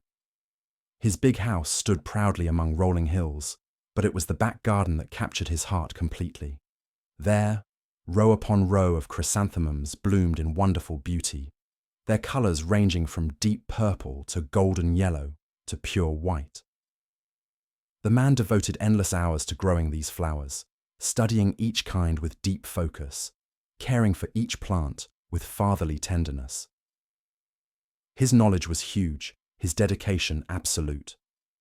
Yet this very devotion had changed from love into something darker. The man paid more attention to his chrysanthemums than to his wife and children. His household lived in constant fear, knowing that a single mistake near the precious flowers could result in severe punishment. Many servants had felt his anger for accidentally breaking off a bloom. The mood had become heavy, filled with worry and bad feelings. One autumn day, disaster struck. A faithful servant, while hurrying to complete his duties, accidentally brushed against a prized chrysanthemum, breaking off its perfect bloom. When the man discovered the broken flower, his anger was explosive. "Prison!" he roared. The servant was immediately locked up for this innocent accident. But the punishment felt so unfair that the servant's shame turned into desperate anger. According to the warrior code, he decided to protest by ending his own life, preferring death to such shame over a mere flower. Word of this tragedy reached Zen master Sengai, a teacher known for his wisdom and kindness. Understanding that a man's life hung in the balance over flower beauty, Sengai hurried to the estate and successfully stopped the tragedy. But the master knew that saving one life would not solve the deeper problem. Sengai came up with a bold solution. On a rainy night, when the chrysanthemums were at their most beautiful peak, he sneaked into the man's garden, carrying a sharp tool. Working carefully in the darkness, he cut down every single chrysanthemum, hundreds of flowers representing years of work. The sound woke the man, who rushed to his window and saw a shadowy figure in his beloved garden. Grabbing his sword, he ran outside alarmed, demanding to know what this stranger was doing. Sengai stood calmly amid the ruin, surrounded by fallen blooms. "Even weeds like this eventually become smelly if they are not cut," he replied with perfect calmness. In that moment, the man's obsession shattered like breaking glass. Seeing his flowers reduced to mere weeds in the master's eyes, he suddenly understood the error in his view. It was like waking up from a bad dream. From that night forward, the man never grew chrysanthemums again. The Buddha taught, attachment is the root of suffering. This ancient wisdom shows what the man discovered through Sengai's dramatic action. When we cling too tightly to anything, even beautiful things, we change love into ownership and beauty into burden. This deep truth shows itself in the way attachment ruins the very thing we claim to cherish. The man truly loved chrysanthemums, but his attachment had poisoned that love, turning appreciation into obsession, care into control, and beauty into a source of fear for everyone around him. Why do we confuse love with ownership? Buddhism explains that the ego mind seeks safety through control, trying to make permanent what is naturally temporary. True love appreciates without grabbing, enjoys without owning, cares without controlling. But attachment love tries to freeze beauty in place to make the beloved an extension of our own identity. Think about how this pattern shows up in modern relationships. Parents who love their children so intensely that they become controlling, smothering the very growth they claim to support. Partners who love so possessively that they create jealousy and mistrust. Collectors who become so attached to possessions that they lose the joy of experiencing what they own. The chrysanthemums represent anything we lift beyond its proper place in the natural order.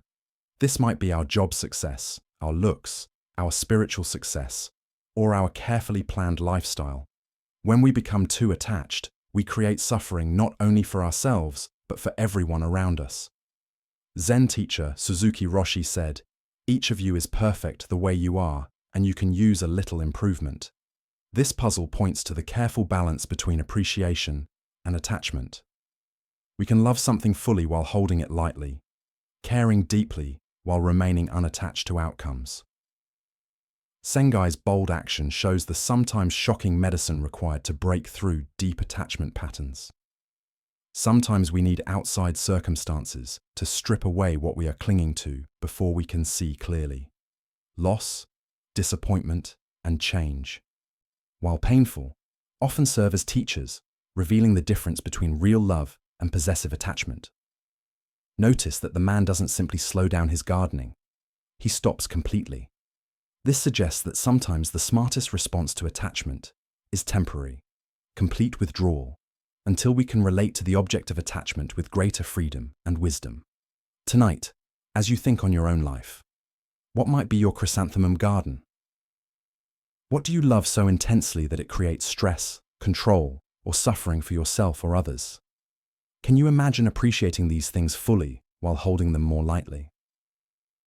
Buddha's wisdom reminds us, in the end, only three things matter: how much you loved, how gently you lived, and how gracefully you let go of things not meant for you. True love sets free what it cherishes, trusting in the natural flow of coming and going. Let us continue our journey with a story about the changing power of fearlessness and unconditional kindness. This is the tale of the thief and the Zen master. One quiet evening, as twilight painted the sky in shades of purple and gold, Zen master Shichiri Kojun sat in his simple home, reading ancient holy texts. His voice flowed rhythmically through the peaceful rooms, each word a meditation, each breath a prayer. The soft glow of candlelight danced across the walls as he lost himself completely in the sacred words, finding deep peace in the familiar lines. Suddenly, the peace was shattered. The front door burst open with a violent crash, and a desperate man entered, waving a sharp sword that shone scarily in the candlelight.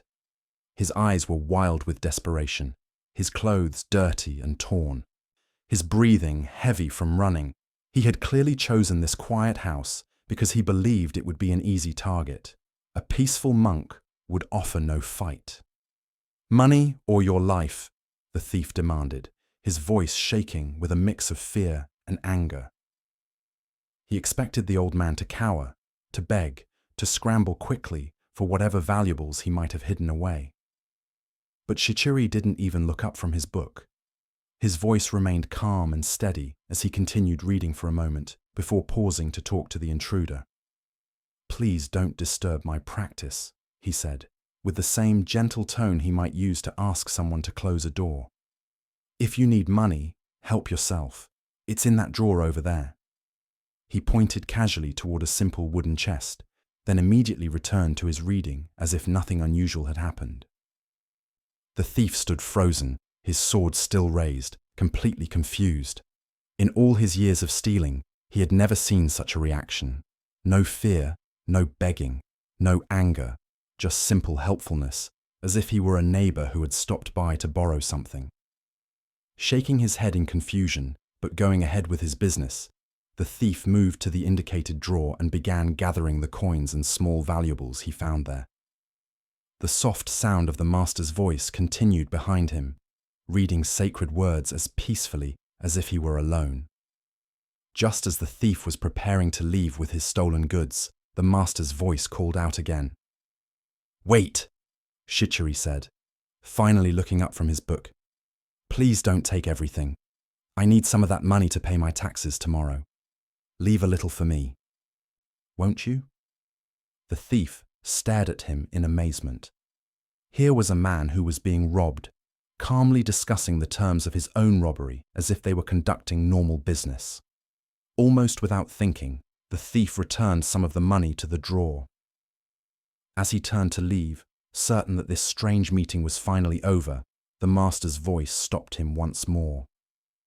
"You took my money," Shichiri called out, his tone carrying a note of correction.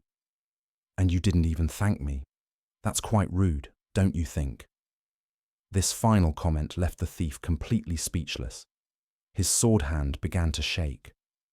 Never in his most violent meetings had he been so thoroughly confused. Here was a man who treated robbery as if it were a favor, who was more concerned about manners than personal safety. Thank you," the thief stammered, and then ran into the night as quickly as his legs would carry him. Later, when the thief was caught and admitted to many crimes, including the incident at Shichiri's house, the master was called as a witness. The court officials expected him to demand justice, to describe the terror and harm he had experienced. Instead, Shichiri spoke with the same calm clarity he had shown that evening. "This man did not steal anything from me," he said. "I gave him the money freely. He even thanked me for it." Though it took a little reminding, the thief sitting in chains felt something break open in his chest as he heard these words. This man had not only shown him extraordinary kindness in the moment of the crime, but was now protecting him from the consequences. For the first time in years, tears came to his eyes. Not tears of self-pity or anger, but tears of recognition. He had encountered something he had never experienced before, love without conditions. Upon his release from prison, the former thief sought out the master and begged to become his student. Under Shichiri's patient guidance, he learned to grow the same fearless kindness he had seen that night. Years later, Through dedicated practice and the master's strong belief in his potential for change, he attained the deep peace and wisdom of enlightenment. As the Buddha observed, hatred does not cease by hatred, but only by love. This is the eternal rule. What comes from this story is the amazing power of meeting violence with absolute peace, responding to taking with giving, and answering fear with love. Why do we instinctively believe that force must be met with force, that aggression requires fighting back? Zen Buddhism reveals that this pattern, while natural, often keeps the very conflicts going it seeks to solve. When we respond to anger with anger, we simply increase the cycle of suffering. But when we respond with genuine kindness, not passive giving up, but active love, we create space for change that wouldn't otherwise exist. Look deeply at your own experience. When someone approaches you with anger, criticism, or demand, what is your automatic response? Most of us immediately get ready to defend, preparing to protect ourselves through fighting back or pulling away. But notice what happens in your body and mind during these defensive reactions. Does the tension go down or up? Does the conflict solve or get worse? Shichiri's response demonstrates what Zen calls skillful means, acting from wisdom rather than habit. His fearlessness didn't come from being unaware of danger, but from understanding something deep about the nature of reality. He recognized that the thief's anger came from desperation and suffering, not from being evil. By refusing to see him as an enemy, Shichiri created the possibility for the thief to see himself differently. In Zen practice, we grow what might be called the courage of defenselessness.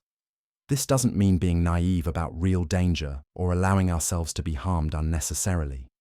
Rather, it means developing the confidence to respond to difficult situations from our highest wisdom rather than our most basic instincts.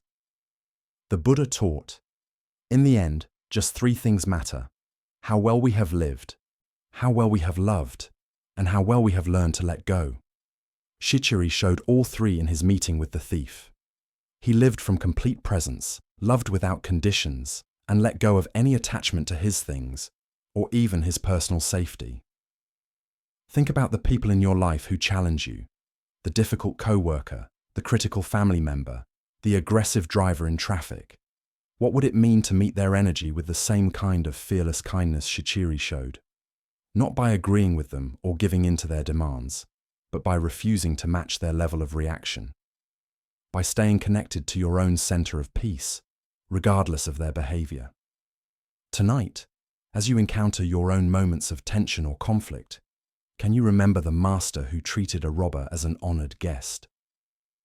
Can you find the space between what happens and how you respond where choice lives, where you can decide to meet anger with peace, taking with giving, fear with love? Buddha's wisdom reminds us, better than 1,000 empty words is one word that brings peace.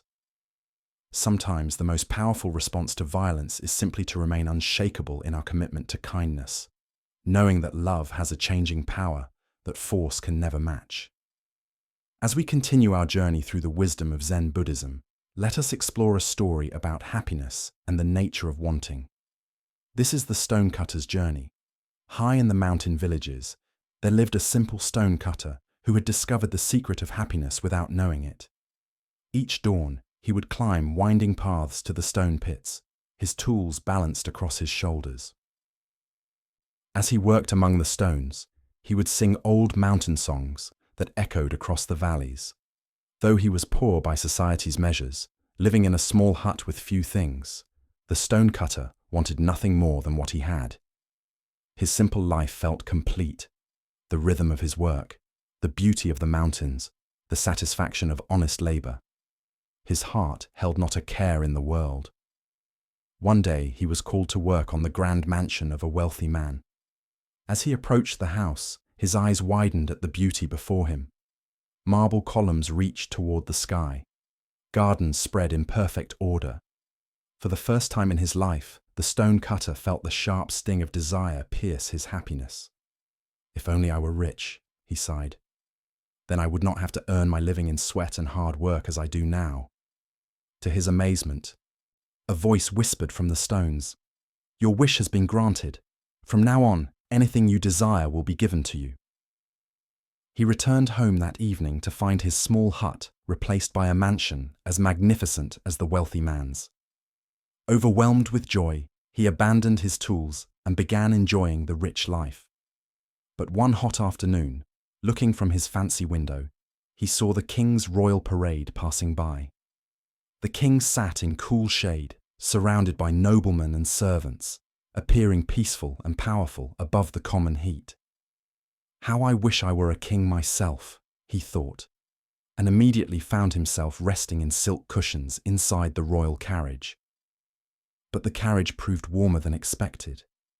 Even through thick walls, the sun's heat came through relentlessly. "I wish I were the sun," he declared, and found himself sending waves of light and heat across the universe. As the sun, he felt magnificent and all-powerful until thick storm clouds gathered, completely blocking his rays. "I wish to be a cloud." And so, he became a massive storm cloud, enjoying his power to block the sun. But as he changed into falling rain, he hit a huge rock that blocked his path completely. "A mere rock more powerful than I. I wish to be a rock." Suddenly he stood tall upon the mountainside, feeling he had achieved true permanence. But soon he heard chipping sounds at his base. Looking down, he saw a tiny human figure cutting chunks of stone away. "A tiny creature more powerful than me. I want to be a man again." And so he found himself once more a stonecutter climbing familiar mountain paths. But now something had changed. As he shaped stones and felt mountain breezes, his heart swelled with deep happiness. His song returned richer than before because he had learned to be happy with exactly who he was. The Buddha once said, "Health is the greatest gift, contentment the greatest wealth."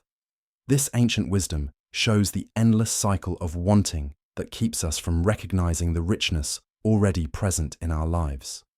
Why do we chase after different conditions, always believing happiness lies in the next change? Each desire fulfilled only reveals the next desire, creating an endless cycle of dissatisfaction. The stonecutter's journey reveals the uselessness of seeking happiness through outside circumstances. Think about your own versions of this cycle. "I'll be happy when I get promoted," only to discover new stresses. "I'll be happy with more money," only to find greater wealth brings new worries. Each achievement reveals the next mountain to climb. Zen teacher Suzuki Roshi said, "Each of you is perfect the way you are, and you can use a little improvement." This puzzle points to the heart of happiness, the ability to fully accept what is while still engaging wholeheartedly with life's natural changes. The stonecutter's final change wasn't into something greater, but into appreciation for what he had always been. His work remained the same, but his relationship to life was completely changed. Happiness isn't found in having different experiences, but in bringing different awareness to whatever experiences happen. Tonight, as you notice the mind's habit of reaching toward what's not here, can you try the stonecutter's final wisdom?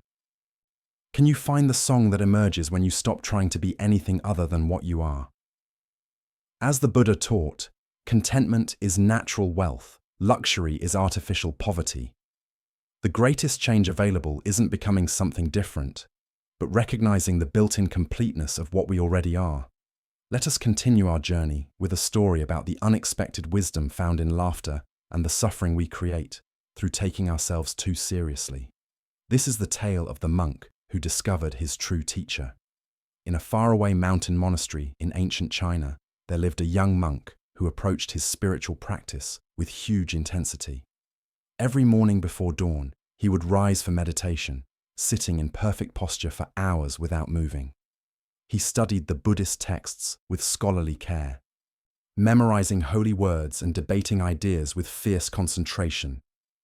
His fellow monks often remarked on his seriousness and dedication to the truth.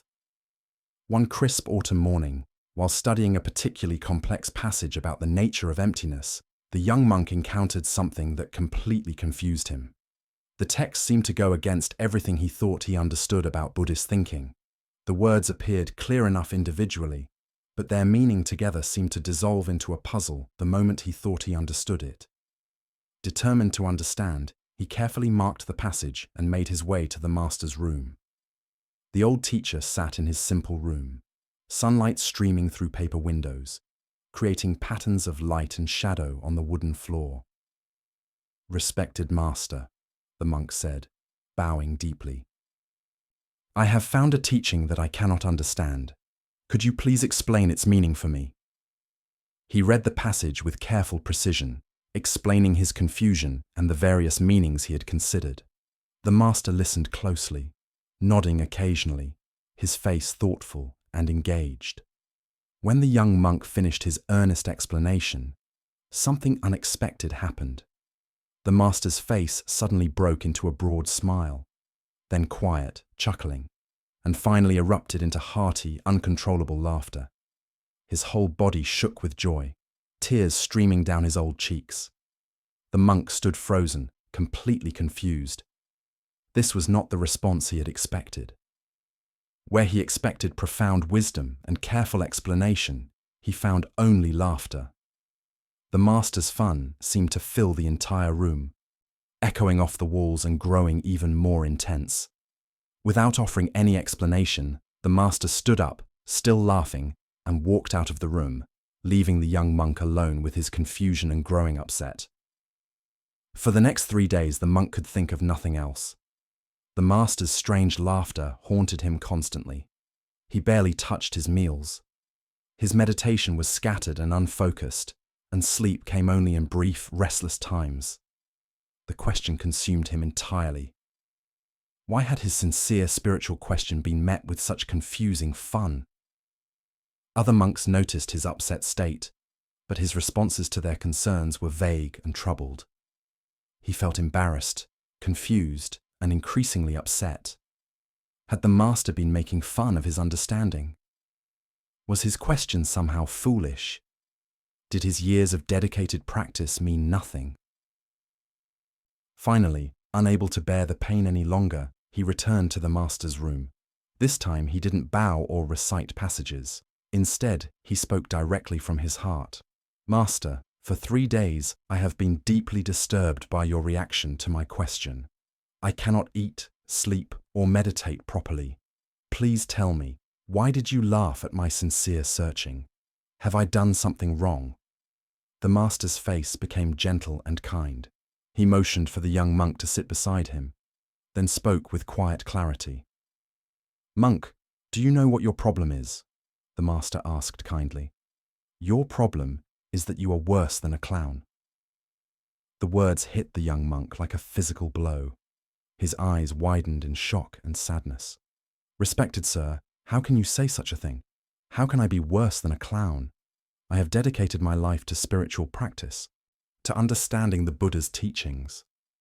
I have given up worldly pleasures and pursued wisdom with complete sincerity. How can you compare me to a mere entertainer?" The master smiled warmly and explained, "A clown's greatest joy comes from making people laugh. When others laugh, the clown feels fulfilled and happy. His entire purpose is to bring lightness and joy to the world. But you, when another person laughs, you feel disturbed, upset, and tortured. Tell me, are you not worse than a clown?" At these words, understanding dawned like sunrise breaking through clouds. The young monk saw immediately how his attachment to being taken seriously had created his suffering. He had been so invested in his image as a dedicated student that he couldn't receive the master's joy. The laughter hadn't been making fun. It had been pure delight at the beauty of the truth expressing itself through a puzzle. In that moment of recognition, the monk began to laugh. First quietly, then with growing freedom and joy. He laughed at his own seriousness, at his attachment to understanding, at the beautiful silliness of seeking enlightenment so grimly. His laughter joined with the master's from 3 days earlier, and in that shared joy, understanding bloomed naturally. As the Buddha observed, if you light a lamp for somebody, it will also brighten your path. The heart of this lesson lies in recognizing how our reactions to others reveal the state of our own minds. Why do we become disturbed when others express joy in ways we don't understand? Zen Buddhism points to several patterns that create this type of suffering. First is our attachment to being understood and approved of. The young monk's upset stemmed not from the master's laughter itself, but from his need for his question to be received with the seriousness he felt it deserved. Second is our identification with our spiritual image. When we become attached to being seen as sincere seekers, dedicated students, or wise people, we lose the freedom and openness that allows genuine learning. The monk's investment in his identity as a serious student made him unable to receive the teaching that was being offered through laughter. Third is our limited understanding of how wisdom can be shared. We expect spiritual teaching to arrive in familiar forms, serious explanations, careful analysis, traditional formats. But enlightenment often comes through unexpected doorways: a master's laughter, a child's innocent question, the sound of a bell, or a moment of complete ordinariness. Think about how often we miss teachings because they don't match our expectations. Perhaps someone's casual comment contains exactly the insight we need, but we dismiss it because the person seems less knowledgeable than us. Maybe life presents us with lessons through situations we find annoying or people we consider silly. Zen teacher Suzuki Roshi said, "In the beginner's mind, there are many possibilities, but in the expert's mind, there are few." The young monk's expertise had become a barrier to learning. His certainty about how spiritual teaching should look prevented him from receiving the deep lesson being offered through unexpected laughter. The story points us toward a basic question. Are we seeking understanding, or are we seeking to be understood? Are we open to wisdom arriving in any form, or do we require it to fit our ideas? The master's laughter was a teaching about the joy built into the truth itself, the playful, spontaneous, beyond logic nature of awake understanding. Tonight, as you encounter responses from others that don't match your expectations, can you remember the monk's lesson? Perhaps someone's laughter when you expected seriousness, their casualness when you hoped for depth, or their joy when you felt the situation called for seriousness might contain teachings you haven't yet recognized.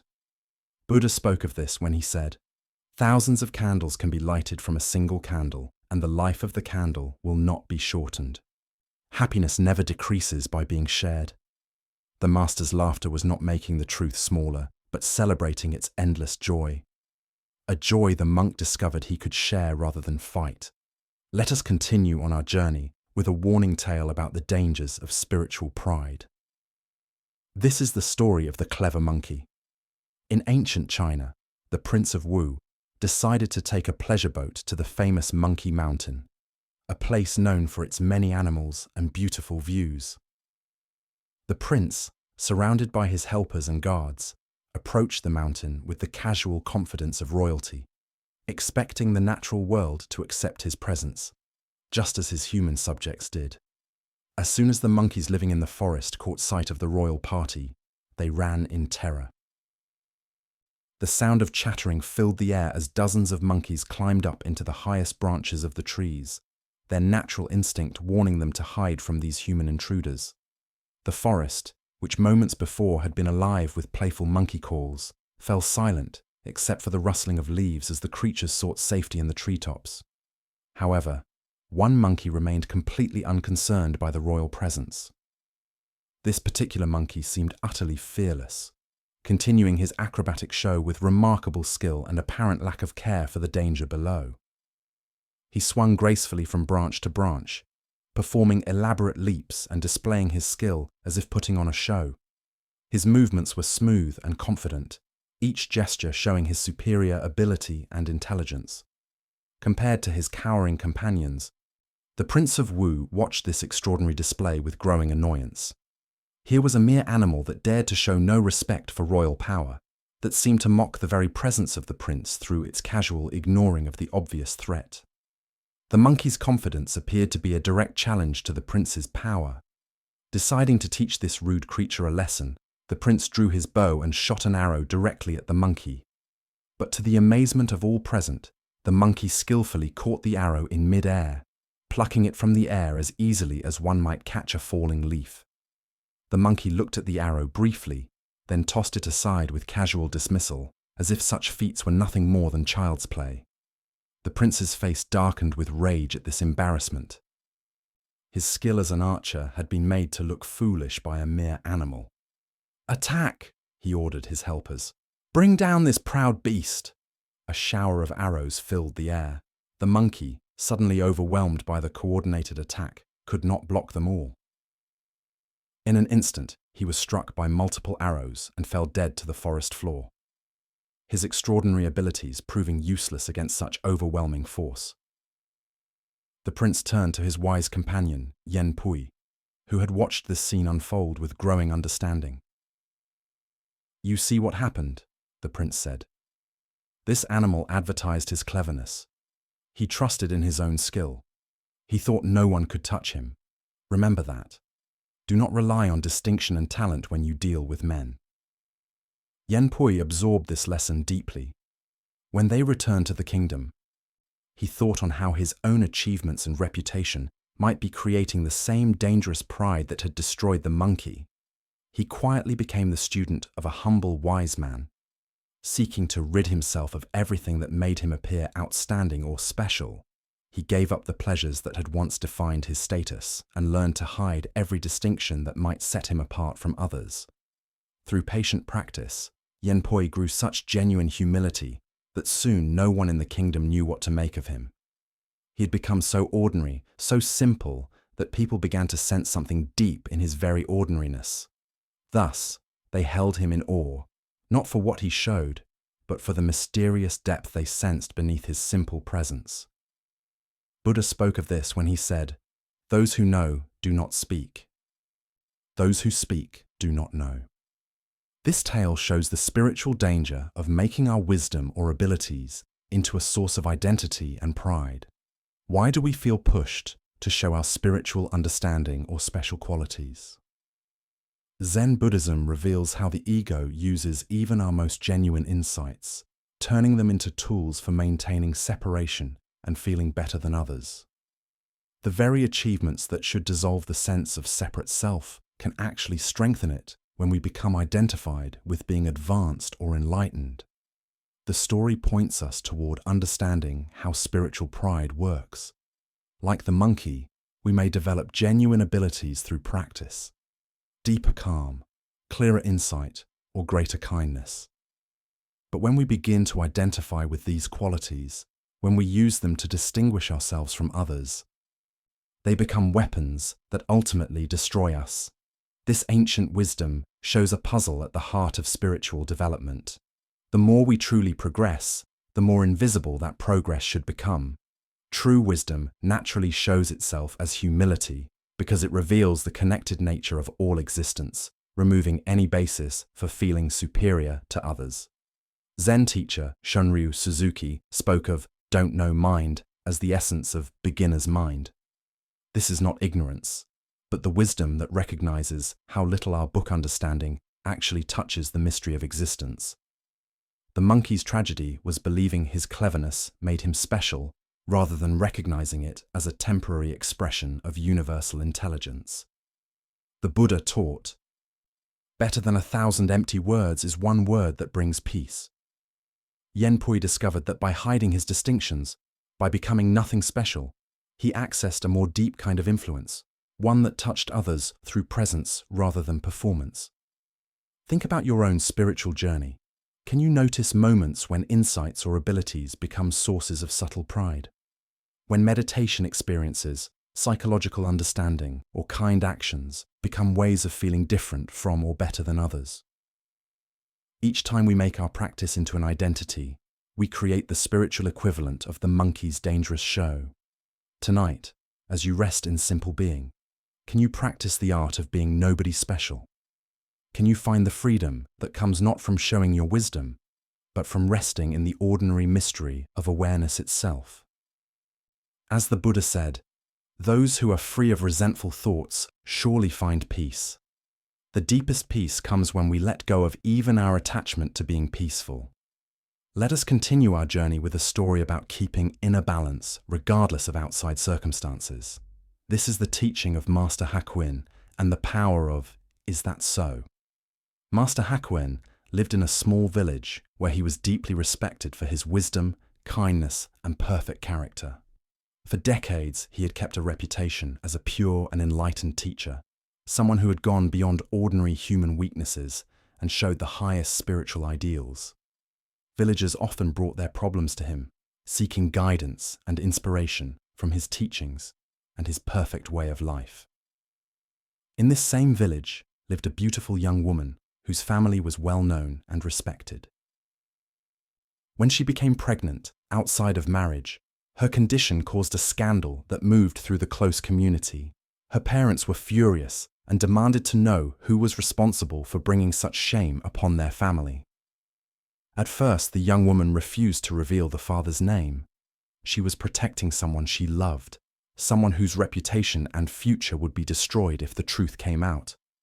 But as her parents' anger grew and the pressure became unbearable, she made a desperate decision. In a moment of panic and confusion, she pointed to the one person she thought could handle this storm better than her actual lover, the respected master, Hakuin. When her angry parents confronted the Zen master with their daughter's claim, they expected protests of innocence, explanations, or at least some expression of shock at being falsely accused. Instead, Hakuin listened calmly to their angry words and simply replied, "Is that so?" His response only seemed to confirm their worst thoughts. Surely, an innocent man would defend himself more strongly. The scandal exploded throughout the village. People who had looked up to Hakuin as a saint now whispered that he was a faker who had been living a lie. His reputation was destroyed overnight, and former students left him in disgust and disappointment. When the child was born, the parents brought the baby directly to Hakuin. "This is your responsibility now," they declared bitterly. "Since you are the father, you must take care of this child." They pushed the infant into his arms and walked away, leaving him to face the results of a crime he had never committed. Again, Hakuin simply said, "Is that so?" and accepted the baby without protest or explanation. For many months, the former master cared for the child with tender attention. He fed the infant, changed diapers, walked the floors during sleepless nights, and provided all the love and care that any devoted parent would give. Neighbors who had once brought him gifts of food and respect now ignored him or spoke of him with scorn. He had lost his position, his reputation, and his job, but he continued to care for the child with peaceful dedication. Meanwhile, the young woman struggled with the weight of her lie. Watching the respected teacher suffer for her trick while caring lovingly for a child that wasn't his became unbearable. The guilt consumed her until she could no longer live with what she had done. Finally, she admitted the truth to her parents. The real father was a young man in the village, whom she had been trying to protect. Her parents were horrified to learn what they had done to an innocent man. They rushed to Hakuin's simple home with many apologies. "Master, we have wronged you terribly," they said, bowing deeply. "Our daughter has admitted that you are not the father. We know now that you have suffered unfairly for our mistake. Please forgive us and allow us to take the child back to its real family." Hakuin listened to their apologies with the same calmness he had shown to their accusations. As he gently placed the baby in their arms, he offered the same response he had given throughout the entire trouble. "Is that so?" As Buddha's wisdom reminds us, hatred does not cease by hatred, but only by love. This is the eternal rule. What comes from this story is the deep power of keeping inner balance regardless of how others see us or what circumstances life presents. Why do we allow outside events and other people's opinions to decide our inner state?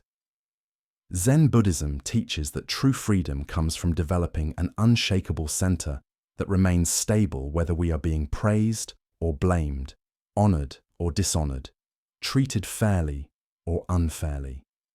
Hakuin's response, "Is that so?" represents a deep spiritual practice. He wasn't being uncaring or passive. He was showing the ultimate non-attachment to reputation, status, and even justice itself. His consistent response showed that his sense of worth and purpose came from within rather than from outside approval.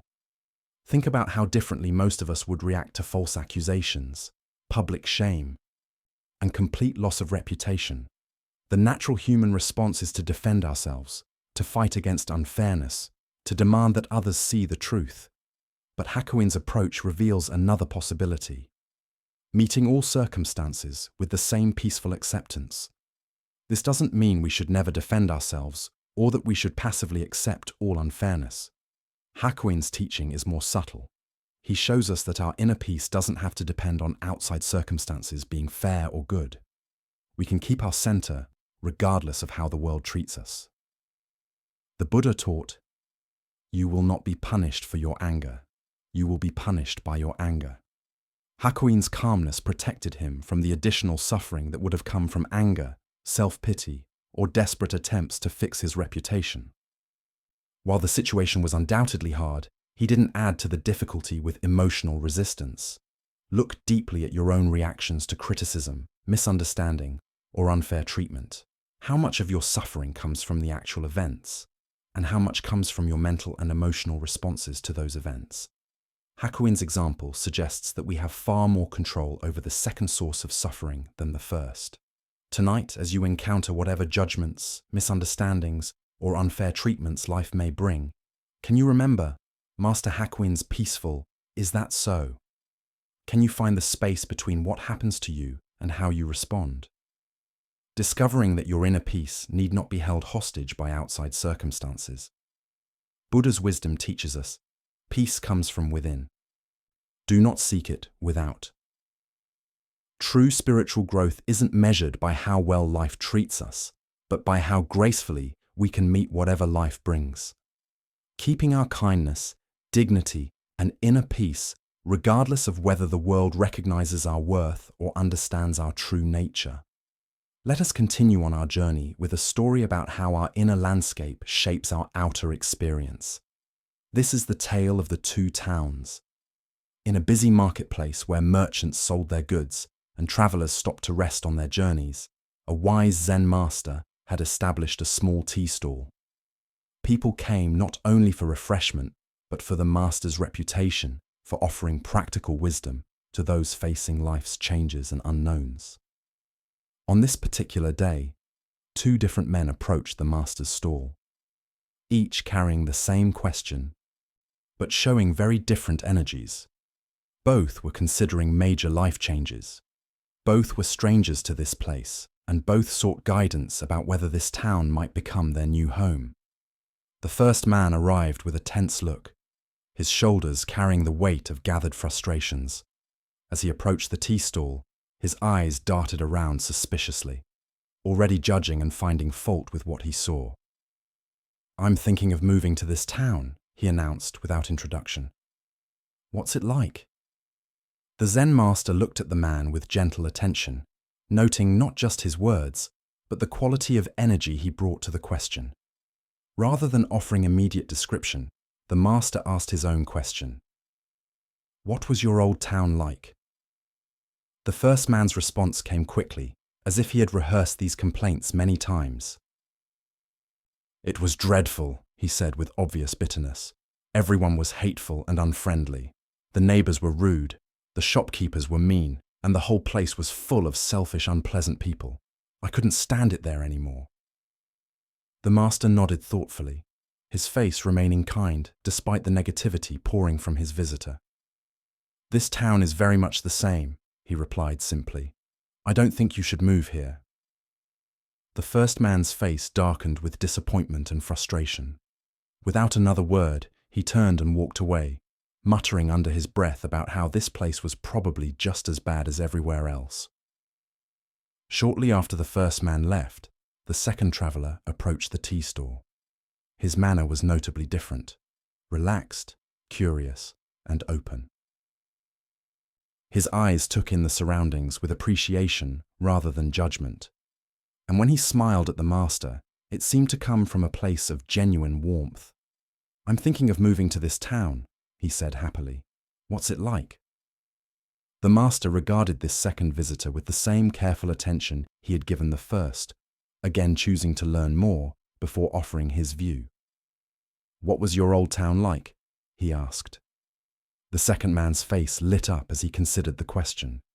"It was wonderful," he said with obvious fondness.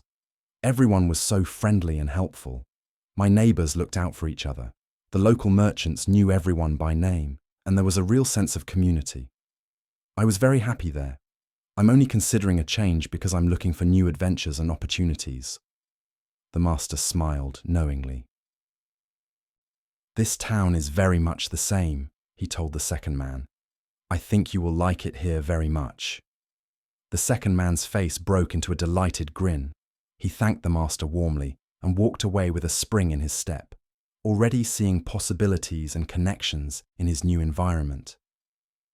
Buddha's wisdom teaches us, all that we are is the result of what we have thought. The mind is everything. What we think we become.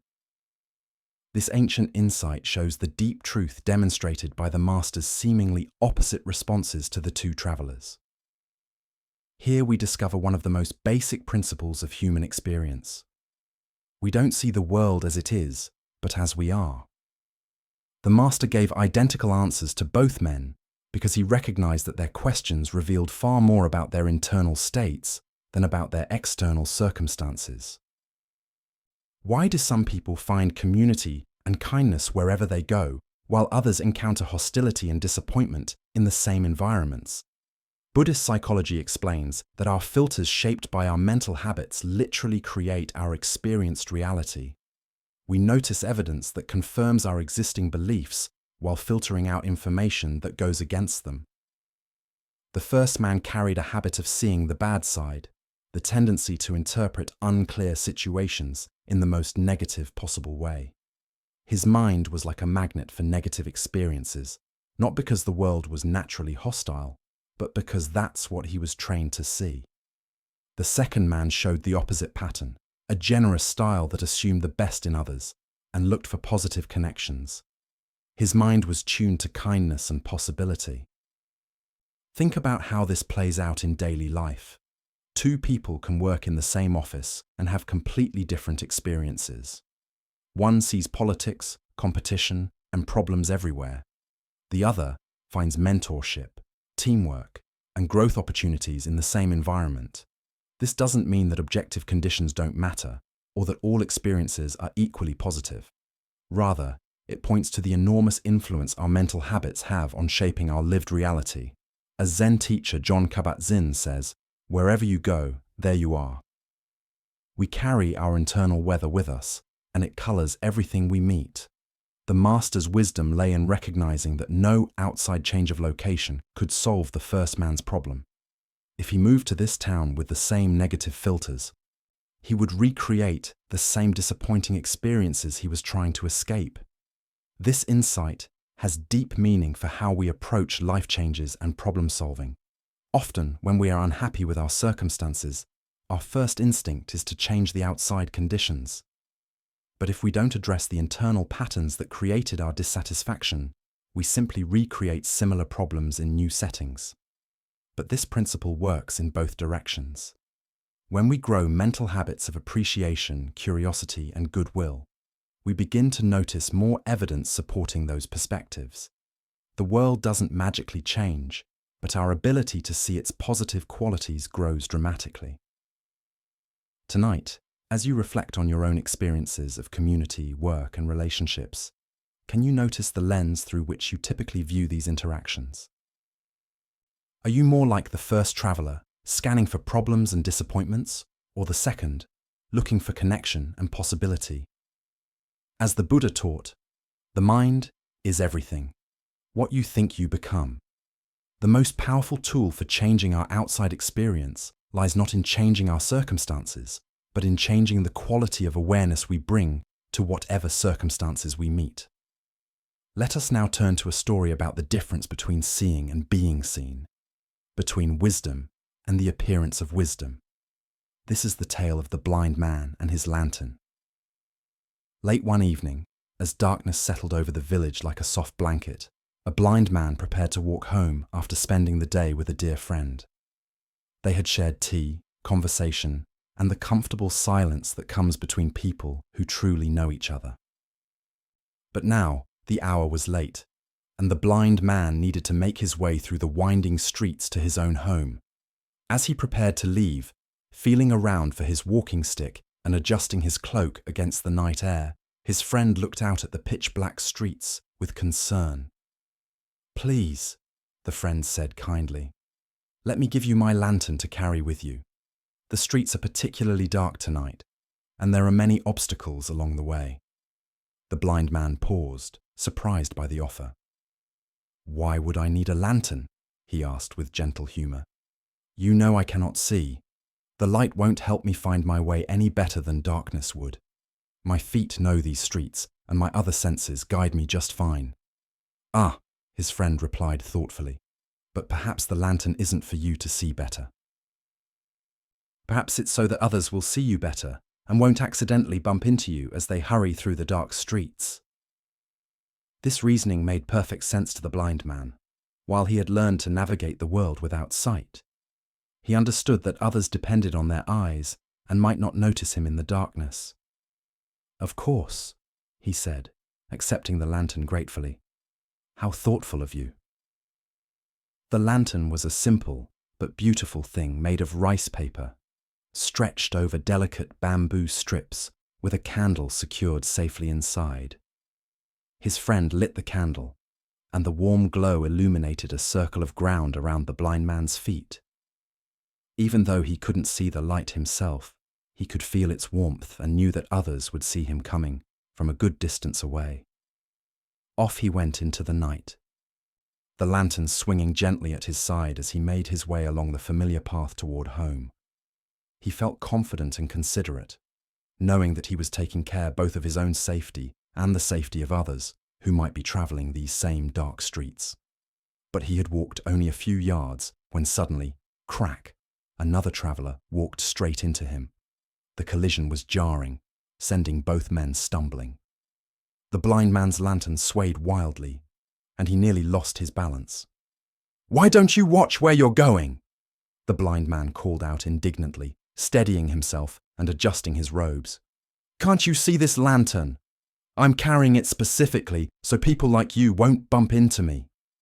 The other traveller, equally surprised by the collision, looked at the blind man's lantern and couldn't help but laugh. "My friend," he said gently, "why don't you light the candle? Your lantern is completely dark." The blind man reached toward his lantern and felt around the bamboo frame. Sure enough, the candle had gone out shortly after he left his friend's house, though he had been completely unaware of it. He had been walking through the darkness, carrying what he believed was a source of light, but was actually just an empty container, no more lighting the way than if he had carried nothing at all. The Buddha once said, "Thousands of candles can be lighted from a single candle, and the life of the candle will not be shortened. Happiness never decreases by being shared." This tale shows the deep difference between carrying the container of wisdom and carrying wisdom itself. Why do we so often mistake the form of understanding for understanding itself? Zen Buddhism reveals that we frequently become attached to the outside symbols of insight, the books we have read, the retreats we have attended, the spiritual concepts we can discuss, while the actual flame of awareness remains unlit within us. The blind man's situation is deeply familiar to anyone who has walked a spiritual path. We acquire the lantern of teachings, surround ourselves with the framework of practice, and assume that possessing these things means we are enlightened. But unless the candle of direct experience is actually burning, we are still walking in darkness while believing we carry light. Think about your own spiritual or philosophical understanding. How much of what you believe you know is actually lived wisdom, and how much is merely book knowledge you are carrying around like an unlit lantern? The difference becomes clear only when we meet the inevitable collisions of real life, moments when our understanding is tested by actual circumstances. In Zen practice, we distinguish between knowing about and knowing directly. You can study everything ever written about the taste of an apple, but until you actually bite into one, your knowledge remains second-hand. Similarly, we can gather vast knowledge about peace, kindness, or wisdom without ever actually embodying these qualities. The blind man was sincere in his intentions. He genuinely wanted to help others see him and avoid accidents, but his good intentions couldn't substitute for the actual function of a lit candle. This is the challenge of all spiritual practice, not just wanting to be wise or appearing to be wise, but actually growing the direct experience that makes wisdom real. Zen Master Dogen taught, "To study the Buddha way is to study the self. To study the self is to forget the self." The lantern represents our idea of ourselves as someone who is wise, spiritual, or enlightened. As long as we are mainly concerned with keeping up this identity, the actual candle of genuine insight remains unlit. The traveler who bumped into the blind man wasn't being mean when he pointed out the obvious. Sometimes we need others to help us see that our candle has gone out, that we have been coasting on old understanding without tending to the flame of present moment awareness. Look deeply at your own experience. When do you find yourself carrying an unlit lantern? Perhaps it's when you offer advice you haven't fully used yourself. When you speak about peace while feeling upset inside, or when you present yourself as having figured out something you are still actively struggling with. These aren't moral failures. They are simply signs that it's time to relight the candle.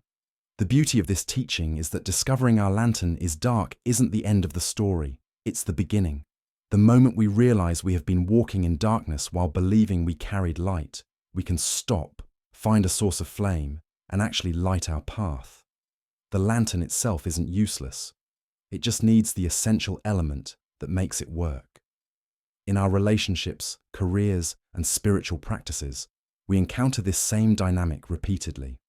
We develop the outer forms of skill, the words, the certificates, the appearances of mastery, but sometimes lose touch with the living essence that originally inspired us. The marriage counselor whose own relationship is struggling, the teacher who has stopped learning, the spiritual student who has become stiff in their practice, all are carrying unlit lanterns. The Buddha taught, "Better than 1,000 empty words is one word that brings peace." One moment of genuine presence, authentic kindness, or real understanding lights up more than years of gathered concepts. The lit candle, however small, provides actual guidance in a way that the most beautiful empty lantern cannot. Zen practice continually asks us to check whether our candle is actually burning. Are we speaking from direct experience or from memory? Are we acting from present awareness or from habit? Are we offering genuine warmth and light, or just the appearance of these qualities? This isn't about achieving perfection or never having our candle go out. Candles go out naturally. That's their nature. Wind blows them out. They burn down. They flicker and fade. The practice is in noticing when the light has gone out and having the humility to relight it rather than pretending it's still burning. Tonight, as you consider the various roles you play and the wisdom you believe you possess, can you honestly check which lanterns in your life are actually lit? Where are you carrying genuine understanding? And where might you be relying on the mere appearance of insight? Can you find the courage to admit the dark lanterns without shame, seeing them simply as opportunities to relight authentic understanding? As Buddha's wisdom reminds us, 3 things cannot be long hidden: the sun, the moon, and the truth. Eventually, the darkness of an unlit lantern reveals itself through collision with reality. But rather than waiting for these inevitable bumps, we can choose to tend our inner flame with the same care we would give to any precious light, knowing that when it burns brightly, it lights up not only our own path, but helps others find their way as well. Tonight, as we draw our shared exploration to a peaceful end, can you notice how the peace you have discovered isn't something you needed to get, but rather something you simply remembered was already yours?